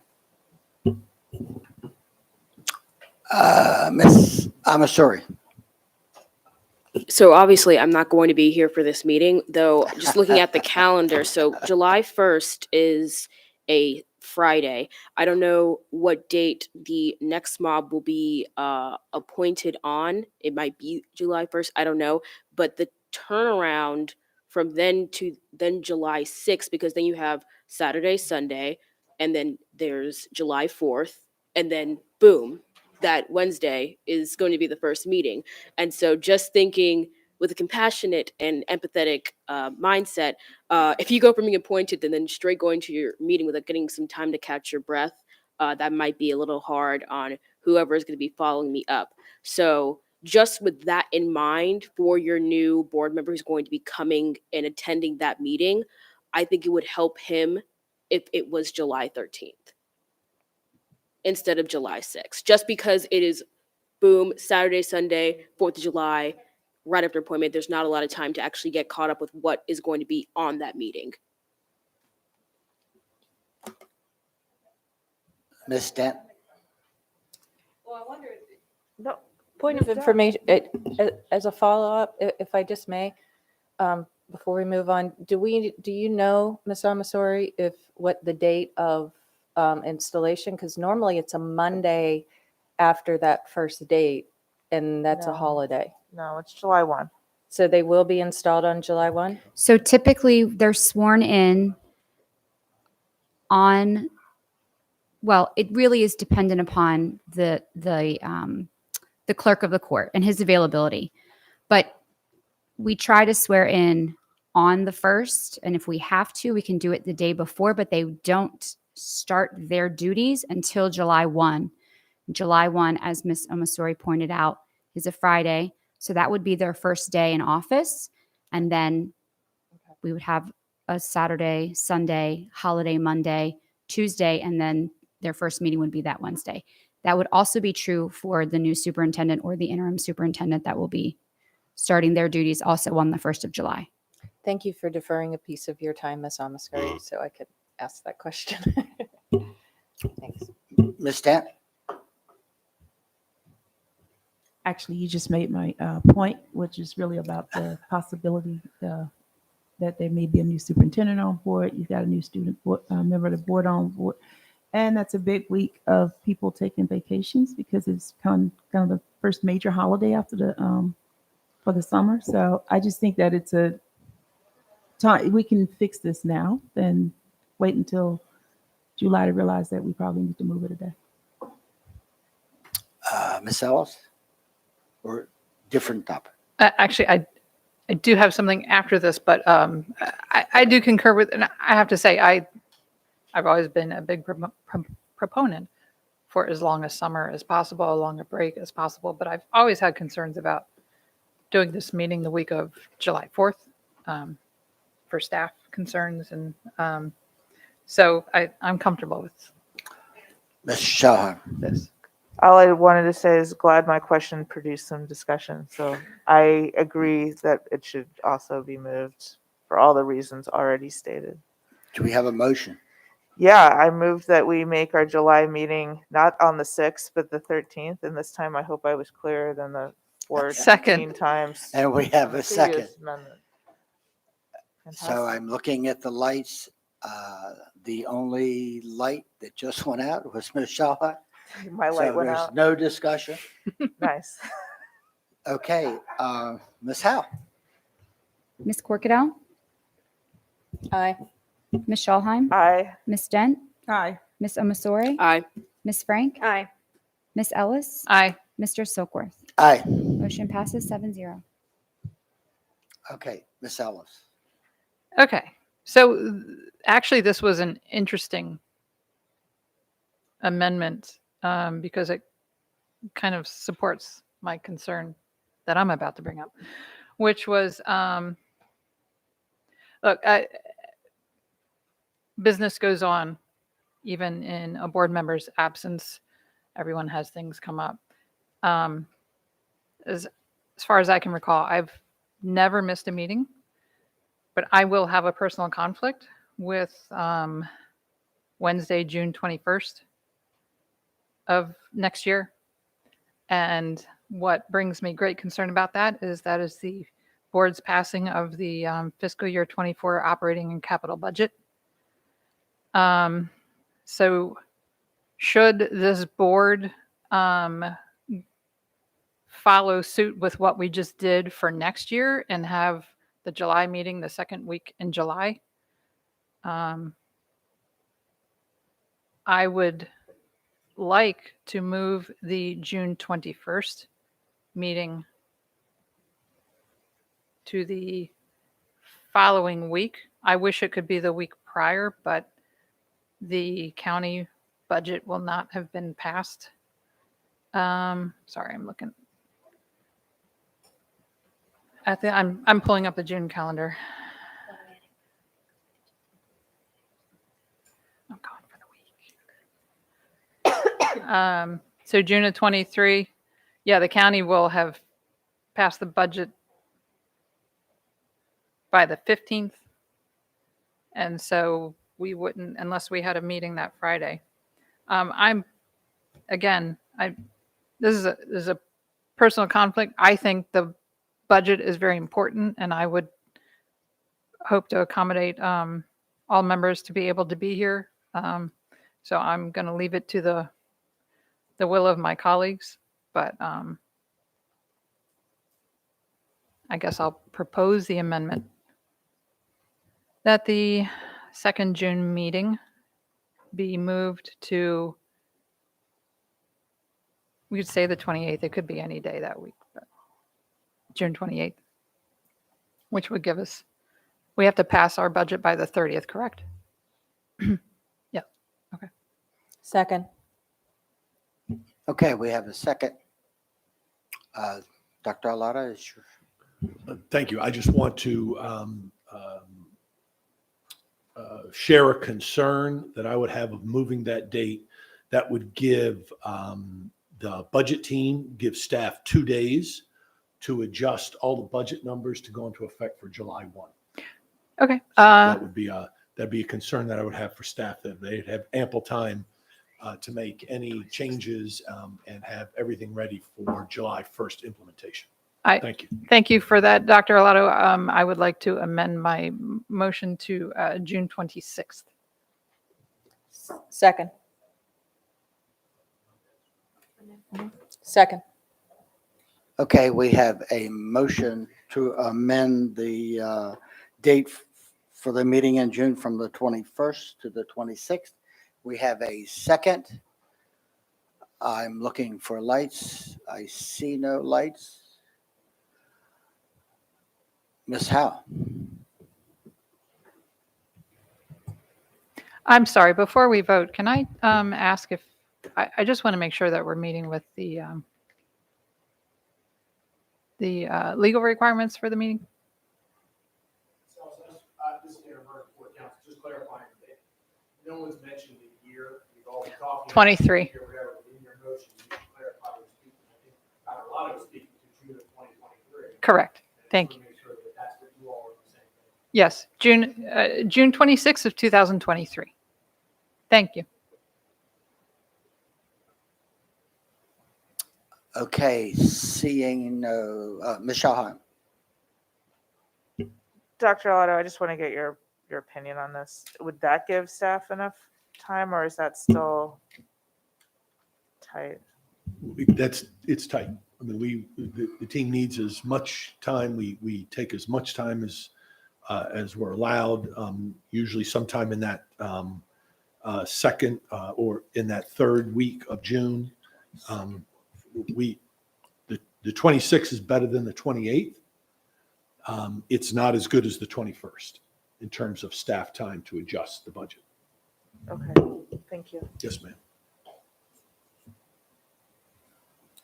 Okay, so we do have a motion on the floor with a second. I see no further discussion. Ms. Howe. Ms. Corkadell? Aye. Ms. Schalheim? Nay. Ms. Dent? Aye. Ms. Omasori? Aye. Ms. Frank? Aye. Ms. Ellis? Aye. Mr. Silkworth? Aye. 6-1, motion passes. Okay, so do we have any other amendments? Ms. Shalheim? It's not an amendment yet. It's a question, just like my other one for discussion. And trust me, I want as long of a break as possible. We, last summer was awful, and it's nice to get a break. However, I do want to recognize that August 24th is the Wednesday before the Monday where school starts, and with lots of changes afoot, including start times, which I could not be happier about.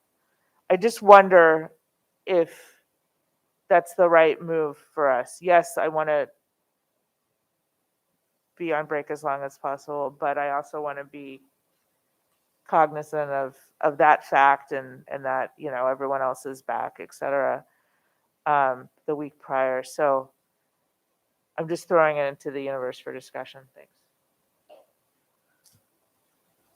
Ms. Frank? I am traditionally out of town a lot during August, so the later it could go, the more likely I will be here. I travel a great deal the first couple weeks, and with this February meeting that we had, I had about a 2-day turnaround time from when I had gotten back in and had to do meeting prep, and it was difficult to be prepared. So I would like as much time as I could on the August meeting. Ms. Corkadell? Well, I had already made a couple comments on this on as long as possible, but I do also think that, we do have a new superintendent or interim coming in, will be seated on July 1. And although I know traditionally that would be, running into that week of prep work for everyone else, the teachers and stuff getting acclimated and et cetera, et cetera. I just think that the 24th may be, incidentally, the better date for this year, for this coming year's perfect for the 2022. Make sure we're talking about the right year here. I just think there would be a benefit to it. I see that there is a downside and there's an upside. So, but I don't see anything detrimental. I think there are better ways and not so better ways depending on what seat you're sitting in. So I don't think there's a detriment to the proposed date. And I know that these were reviewed along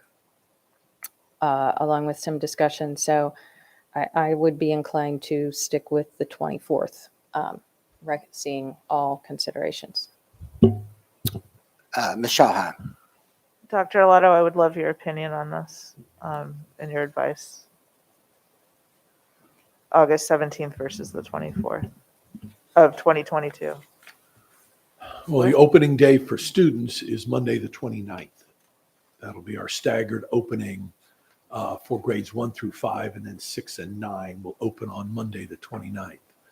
So I think that, well, I think a board meeting on the 24th works. That could be a time that your then superintendent and team could give you a reopening report and update on the 24th before going into the first day of school on the 29th. So from your perspective, that I think works. the 24th works. Okay, Yes. great. I didn't have a strong preference. I just wanted to put it into the universe. So thank you for that. Appreciate it. Okay, thank you. So we have a calendar that's been amended. Do we have any additional amendments? Can I? Oh, go. Go ahead, Dana. What? She had her hand up. Oh, Ms. Frank, I'm sorry. I don't have an amendment per se. I just had a general overall comment on the calendar. We have a lot of the hearing workshops as needed within our calendar. So if we vote for them, that will be included in the requirements for a board member. I would just say for this year, I think we used every single one. Yeah, Except one. except for one. So I would just say if we're going to say that they're required, we should say that. If we're going to say they're as needed, maybe make them a little bit more as needed and less packed in, just as a comment to whomever will be scheduling those meetings in the upcoming year. That's it. Thank you. Thank you, Ms. Frank. Ms. Corkada. Well, now that Ms. Frank mentions it, I'm wondering if we don't just have a separate calendar for our public hearings and workshops. Because look, there is a state law of 75%. And I just think that in the past, this has not been we haven't been so heavy loaded on the workshops. The public hearings, yes, I do think that that is par and parse, but the extra, like our budget hearings, and really that is our one steady Eddie. But I'm just wondering if the workshops absolutely need to be there, because our workshops are informational purposes. And so we're basically saying that you have to attend at least 75% of them in order to comply with our requirements. And I don't think that a work session should be treated under that same must do that a regular meeting would. And I bring that up because we have had in the past health indications from members, as well as other critical life events that have put members in a position where they're kind of straddling through. So I think I'm wondering if our adoption of this now compels us to be required to attend the information.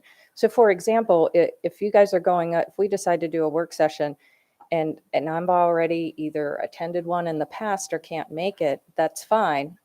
But the adoption of this, I'm wondering if it creates a situation, and maybe our board attorney could better explain our obligation, or may need a minute. I see a book in his hand all of a sudden, and I don't want to take a lot of time, but I think it's important for us to know what our obligation is versus otherwise in the adoption of this, because it has created unique circumstances in the past. As I said, I think moving forward, we got to think not just about ourselves, but about future boards too, and what precedent we're setting, because this is the first year where we've heavy loaded every single month. So we're now saying 3 meetings required by law, if I'm understanding this correctly. And that's why we only put in the meetings for just the budget, because we decided that that was a must do. So those items were always contained in the calendar as a must do. And maybe I'm wrong and Ms. Frank's wrong, and we can just keep on moving, but yeah, and Mr. Burns. Thank you, Mr. Silkworth, members of the board, Dr. Arlotto, Darren Burns, board counsel. I heard the question, I think the concern about the state law requirements for board members attending meetings as you are working on your calendar. I'm referring to Education Article Section 3-2A-08, part of subsection A, list as one of the potential offenses of a board member that could cause state action to be the failure to attend without good cause at least 75% of the scheduled meetings of the county board in any one calendar year. Meetings is usually considered a term of art as relates to this body. When you have workshops, they may be public meetings with respect to the Open Meetings Act definition. In other words, how they're conducted. That does not necessarily mean they are meetings in the same sense of your your bi-monthly meetings, your regular business meetings, as someone alluded to, business meetings. So I'm not so sure that a workshop per se counts in that calculus. I don't think that's been tested yet. So I wouldn't want to give you advice that for sure it is counted. I think that when you have a special session and that you've noticed to the public, you're going to hold a special session as a public meeting, such as on a budget or something like that, I think that's likely to be counted as one of your meetings. And so I don't know if it matters as much how many calendars you adopt. I think a single calendar is a great thing for the public. It's on one link clicked on your website. You've been doing that for a while. I think that the more advance notice there is to you and the public that it is a regular business meeting of some sort, the more you will be held to the standard of attending that meeting. I think that's the best way to advise you. So as a follow-up question then, Mr. Burns, thank you very much. So we could just simply annotate, it sounds like we could annotate this to reflect that workshops are information opportunities or some kind of footnote at the bottom that distinguishes it separately. If that's the will of the board, you can do that. To just ensure that our risk factor is If that's the lower. will of your board, you can annotate this calendar however you wish. It's your But calendar. I guess my question to you is would annotating it allow the distinguishing, allow for a distinguishing element? Again, the better way to answer that is if the will of the board is to annotate in a way that makes those meetings not count towards your attendance record, yes, you could do that. I'm not suggesting that which way you should go with that. Okay. No, Could that you? was helpful. Yes. Yeah. Okay. Thank you very much. I guess at the right time, I do have an amendment, but I think I need a minute. I would note too, Ms. Corcadell, for the board that, again, this hasn't been tested, is the 75% or some version of it's only been around in this particular statute for so long. The word scheduled is in there for a reason. I mean, I think the idea is it's hard to hold people accountable for an impromptu or emergency meeting and someone has plans, right? When you publish a schedule, and again, you annotate it or not as you wish. Once you publish the schedule, though, if it's part of your regular meetings schedule, that's going to be the operative word, and you will have scheduled it. So I would just suggest that you keep that in mind. Yeah. Ms. Ellis. So a couple of things. First of all, I wonder, because I agree. I don't foresee any board member here sees workshops as the same as a business meeting and would have the same concerns, but obviously we want to be as careful as we can. But the question is, are they scheduled if they are as needed? Could it say placeholder as needed? Because in other words, let's say we have, I don't know how many, let's say there's 6 in here and we only intend to have 4, but we're not going to decide today exactly when those are. It depends on the need. But I do want to remind my colleagues, the whole reason we built this in was because of the Gibson report giving us suggestions on how to become more efficient. And rather than have 3 business meetings because we were having so much trouble getting our business done, this was a way to dive deeper into subjects, table things basically, and dive in without the business meeting. So I'm a huge proponent of these workshops, and I do think because of a lot of sort of buildup of unfinished business, that's why we utilized almost all of them. But I would hope any president would. I know that when I was president, I shared with the members what I envisioned for each board, and I asked members to share with me what they envision, and nothing was decided by the president. We're going to have 6 workshops. So this, in other words, this board can decide, okay, we have this calendar. Let's tackle these topics or whatever.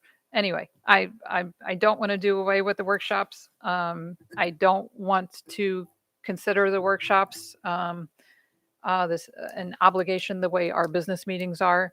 The workshops are for the board members to become informed. So that's for us really, to become informed so that we can be informed and prepared in our business meetings. Ms. Shahan.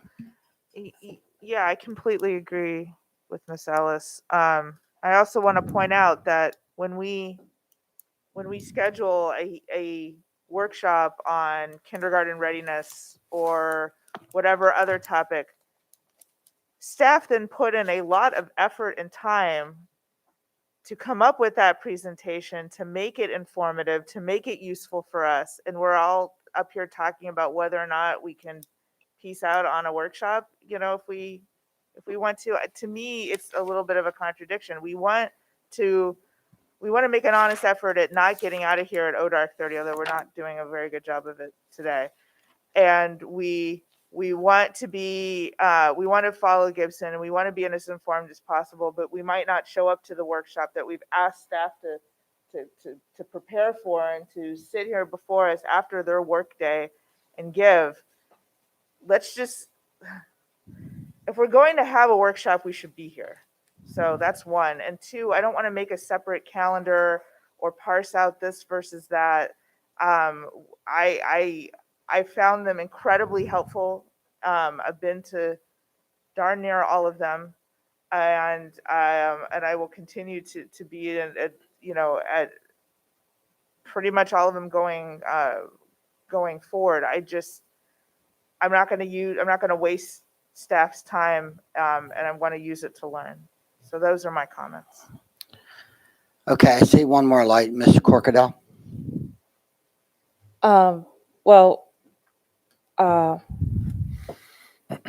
I'm ready to make, if you have no more lights, I'm ready to make an amendment and then speak to it and introduce it. Go ahead. Okay. So I move that we amend the language contained in the proposed calendar, that everywhere it says specifically, not a portion of, but of the whole, public hearing / sign workshop with hold for event.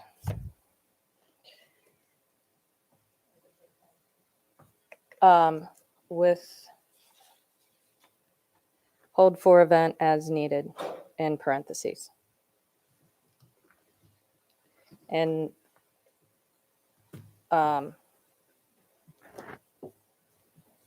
so let me reiterate that. I move that we replace the language that says public hearing / workshop contained in the document proposed with hold for event, parenthesis, as needed, and parenthesis.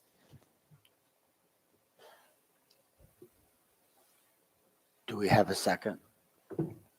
Second. We do have a Okay, second. and I would like to offer my introduction statement. So I just didn't want to waste time if there wasn't a second, to be honest. So I just want to reiterate, this is not about bailing on the staff or disrespecting them at all. As I stated in my intro, this is actually about past and possible future events where we do have members that have unique life circumstances that create challenges for them. And what I don't want is something well-intended to do so. I do not believe anyone is suggesting that we start considering any less of our work sessions, of our workshops than we have. And I'll also point out that our workshops in the past were not always included in this calendar, and we gave them that same level of respect that we would. And I just want to make sure the public understands this is not about the work or effort of the staff. This is about ensuring that our members are able to live up to their duties and to accommodate for those rare occasions without any consequence when they're faced with a significant life challenge. It's the same reason we discuss things like leave, and we discuss things like the calendar dates, like we just have, or decide occasionally that it's worthy of a hold, a piece of legislation, to ensure that what's important, because we have to be willing to work with one another and to support one another. And I just think this is a way, a little way going a long way. I would be curious also if the language is legally sufficient or appropriately to match the intent, but I'll defer that over. But I would just hope that we would consider this. And as I said, this is not a may happen in one every 100 years. This does occasionally happen. It had it in the prior board as well as in more recent boards too. And it's not something that members exchange with one another as regularly. So it may not be up on the radar as something important. But as a past leader of this board, who has also conferred with other past leaders of this board, I do know that there's a sensitivity to that I think needs to stay intact. Thank you. I do not see any other lights. Mr. Silkworth? Yes, Mr. Burns? May I, and perhaps this, by addressing it, one concern I have now for the board, it may allow Ms. Corkadale to consider, her own friendly amendment. I would recommend to the board that if you are going to, again, stick with a single schedule like this, perhaps one thing you could do is not have a placeholder as needed, as I think it was stated, of public hearing / workshop, but simply public workshop. You use the word hearing, and we hadn't really delved into this much. I hadn't focused on it. You use word hearing in several places in a very specific way, and it's meant to handle budget issues, and it's part of special sessions. And it makes sense in those places, and it's part of performing your duties, which is one of the things that Section 4-107 uses to describe meetings. Workshop kind of sits on its own. So perhaps however you go in this direction, I could recommend that this final version of this, if it's going to have placeholders for workshop, just say public workshop, not hearing / workshop. I believe, so my language to strike public hearing / workshop and replace it with hold for event, does that meet that standard? I mean, because an event could be anything, right? Or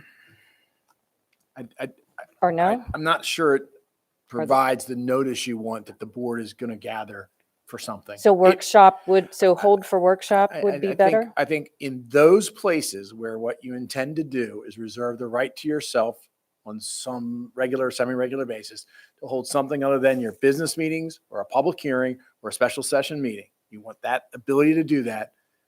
I think you just simply say public workshop as needed is probably the recommended way to go.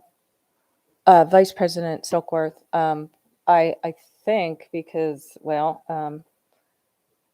I would think that we could withdraw my previous, and I will if I have consensus. If I don't, then So she can withdraw her motion. Withdraw the yeah. motion. Well, anybody on the board can withdraw a motion once it's been seconded. Okay. or at least offer to, I should say. Okay. If I have consensus, then I move to adopt the recommended language as set forth to hold for workshop as needed, with parenthesis as needed and parenthesis. Second. So let me restate it just to make sure that we are clear.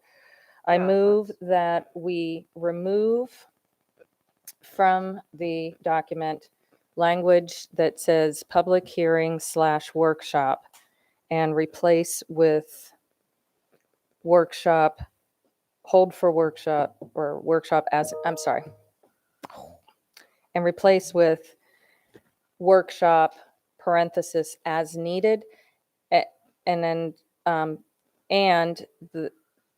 that the words as needed not be reiterated in next to the dates, because that would be over here now in the column. So the words public hearing, just as an explanation, public hearing / workshop would instead read workshop in parenthesis as needed, because that's the description. Because the as needed in the description, I think better reinforces what Mr. Burns was saying. The date itself is the date. So the as needed is pertaining to if we need the event. So, Okay, I'm not sure who was first, Ms. Frank or Ms. Shawhan. I completely, I'll go. I completely disagree with this because sometimes it might be a hearing, sometimes it might be a workshop. I think we're slicing hairs, and it's 5:15. I don't understand the wording as already written is so bad. So I'm going to be a no on this, and I just caution the board. We're trampling down this rabbit hole where we get super wordy at a late hour, and it is still Passover. I'd like to go home. Ms. Frank, I just wanted to state that the reason Mike, please. The reason I brought this to the board's attention, I did have some concerns. I agree with the Gibson that we should set some time apart, but I also agree that we need to define what is and is not a meeting. I think that's very important. I think we need to set that expectation, and that we need to set the expectation of what a board member is required to do. Now, if we are expecting staff to prepare a presentation, obviously we want the board to participate with that. I'm not saying otherwise. But what I also want to say is, are we expected to, as a board member, attend 6 workshops or 3? And I think we should set those expectations for ourselves too. And if it says as needed, then to me that signals that we would have a few per year. Not every single one would be filled. So my point in bringing this up is that we should more clearly define for ourselves what our expectations should be. I think what Mrs. Corkadell is attempting to do is a little bit closer. I would still like to define it even maybe perhaps with the president, have the presidents give a little better idea maybe at the beginning of the year or something to say, this is what I envision throughout the year. We'll have, these in case of emergencies. A lot of this was because of COVID and needing to have these quick turnarounds and a time where we could all meet. We're no longer under that. So I don't want to set the expectation that every single one of these is going to be a workshop unless we say, you all need to be here. Just put it in your calendar that you are going to be here. And I hope that I'm making myself clear on that. Thank you. Ms. Schalheim. Or we could just define this in the handbook that is still under review and has been for all year, 3.5 years. We could define what is and is not a meeting in that handbook, and so therefore we don't have to define it on this calendar. Ms. Stent. Mike, please. Yes, thank you. I recommend that we table this subject for a different reason. The staff puts in times with the workshop, but in my short tenure here, we put together a schedule of what's included in the workshops. So part of getting to the agenda is for the workshops or that we're going to have throughout the year is deciding if we're actually going to have a workshop. So I think that if people put energy into putting together a workshop, then I think we have a responsibility and an obligation to be here if we are available. But with that said, I don't think that we're going to solve this afternoon. I think that more thought should go into not only the language, but what needs to be removed and what needs to be added to. So I think we've heard from everyone, but I just don't see a way forward for this today. Okay, so you made a recommendation, but not a motion. Because we have a motion on the floor that's been seconded.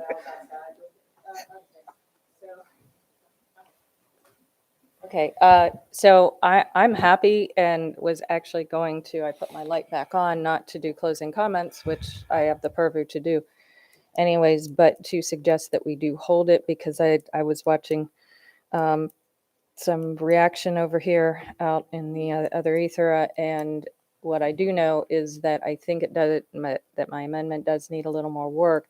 I don't want to.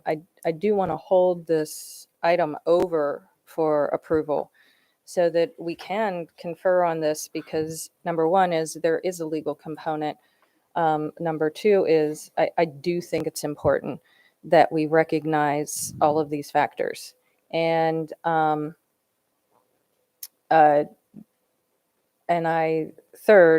think that there is an opportunity here for us to overall improve how we are being transparent with the public, and as well as well meeting our obligation.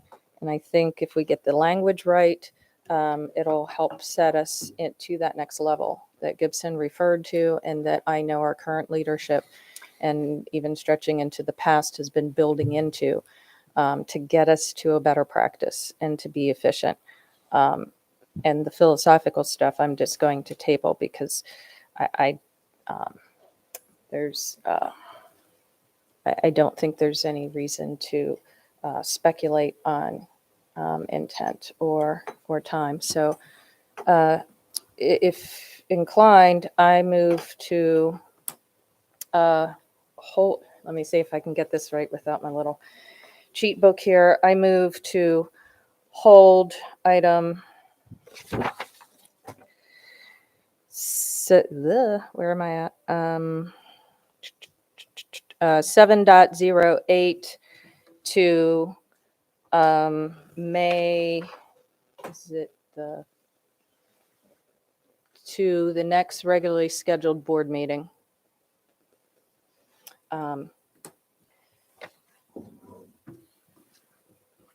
Second. So I'm hearing different things. One thing that I heard was that we're going to possibly remove your motion with the idea of bringing it back. Well, Now first, what I'm no, hearing wait, is- no, I'm first, good, thank you for the question, but I'm not proposing a withdrawal of the amendment. I am proposing a continuation of the conversation. If we choose to, the reason I did not include that is because if we choose to hold this over, my next motion would be to withdraw this. If we're not going to hold this over, I'm not going to withdraw my amendment. So if there's not enough willingness to hold this over to the next meeting, then I do want to proceed with the amendment. And I don't know if I got the motion right or not. I feel like I combined two of them and shouldn't have, but. Okay, did I hear a second to hold the motion? Second. Okay, that's been first and seconded. Ms. Schallheim? So are we tabling the adoption of this whole thing? So we're waiting another 2 weeks before we know what our schedule is going to be? That's what this motion Yeah, will do. you would be, none of your date changes that you've already discussed would be Will implemented. go into effect. That's unfortunate. But they're approved, they're adopted, and when we do adopt they're- this, they they are will go not along. They are not not though. They are not though. All you all have done is make amendments to a proposed document so far. Yeah. Because they're we not. have Because you not haven't voted adopted to your adopt calendar. the calendar. This last discussion was purely about the wording of the public hearing / workshop entry. I think we need to adopt the dates, and we can fiddle with the wordsmithing at the next meeting. But I think I'd like to have the date set so we can all make arrangements. I Okay, guess so- I'm maybe perhaps confused on, I request for a standardie so I can ask or look up what I'm looking for and confer with Mr. Burns on it for a 2-minute standardies. Okay, 2 minutes. Thank you.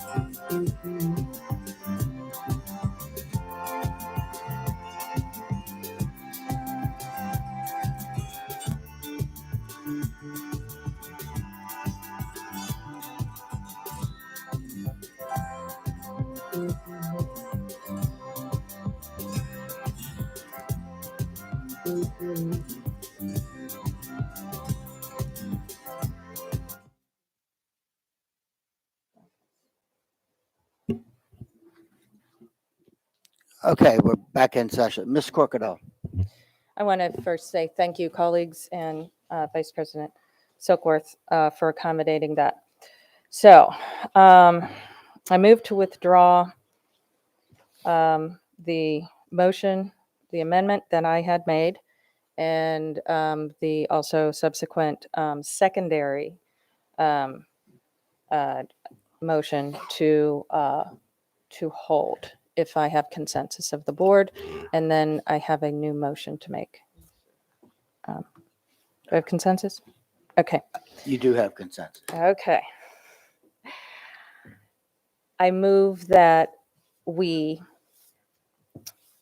modify the descriptions that say public hearing / workshop to read public hearing or workshop parenthesize as needed.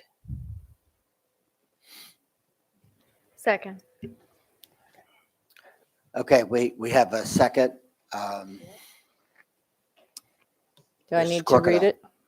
No, Yeah. no, we got it. Okay. I'm just going to say, so I think this will accommodate the concerns that were raised, but still keep to the spirit and intent that I had heard from some of my colleagues, and would just suggest that this would give us, it's a minor modification that will give us a greater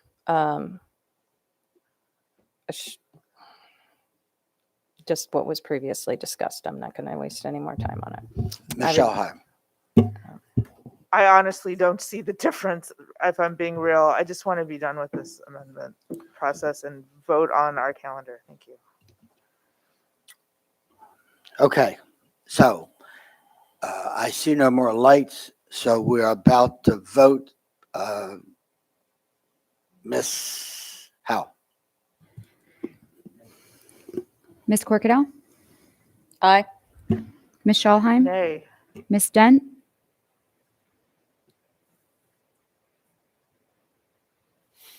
Abstain. Ms. Omasori, Nay. Ms. Frank, Aye. Ms. Ellis, Aye. Mr. Silkworth. Nay.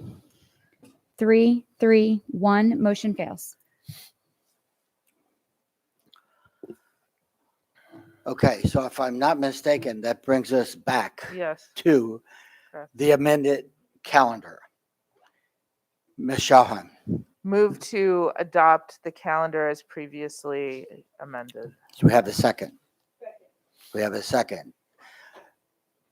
I see no lights. Ms. Howe. Ms. Corkadell, Point of information, we would have had to propose the main motion in order to amend it, correct?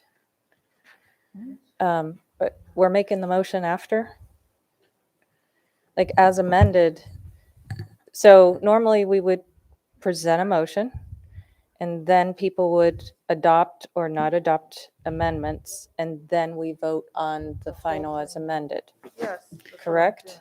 But there's not a second motion made over top of the original motion. Actually, as you all have been proceeding, it reminds me a little bit of budget. You've been proceeding by voting on changes to this document. You have made several motions Okay. to change dates to the document. So I think that proceeding in that order, you were also making a motion to change this document. it sounds like there were no more motions to change the document. Right. Correct. Therefore, you're at that primary motion to now move the as amended document. Okay. Yes, which is what I So did. in that case, I think it's sustainable. Well, there were like 4 or 5 amendments before we even got to Now, if there mine. were any outstanding motions But not that was yet about, ruled that was a on, long time or I ago. mean, I'm sorry, voted on, yes. Okay, no, I just wasn't clear because we had like several before even my minor turned major one. Thank you. Aye. Ms. Schalheim, Aye. Ms. Dent, Aye. Ms. Omasori, Aye. Ms. Frank, Aye. Ms. Ellis, Aye. Mr. Silkworth. Aye. Motion passes 7-0. Okay, that brings us to item 7.9, Crofton High School deed of easement. I see we have 4 of these. Can we bundle those? Is that possible? I'm going to move to bundle 7.09 to 7.12. Second. Do we have consensus? Okay, so we have moved, and we have consensus to bundle item 7.09, 7.12.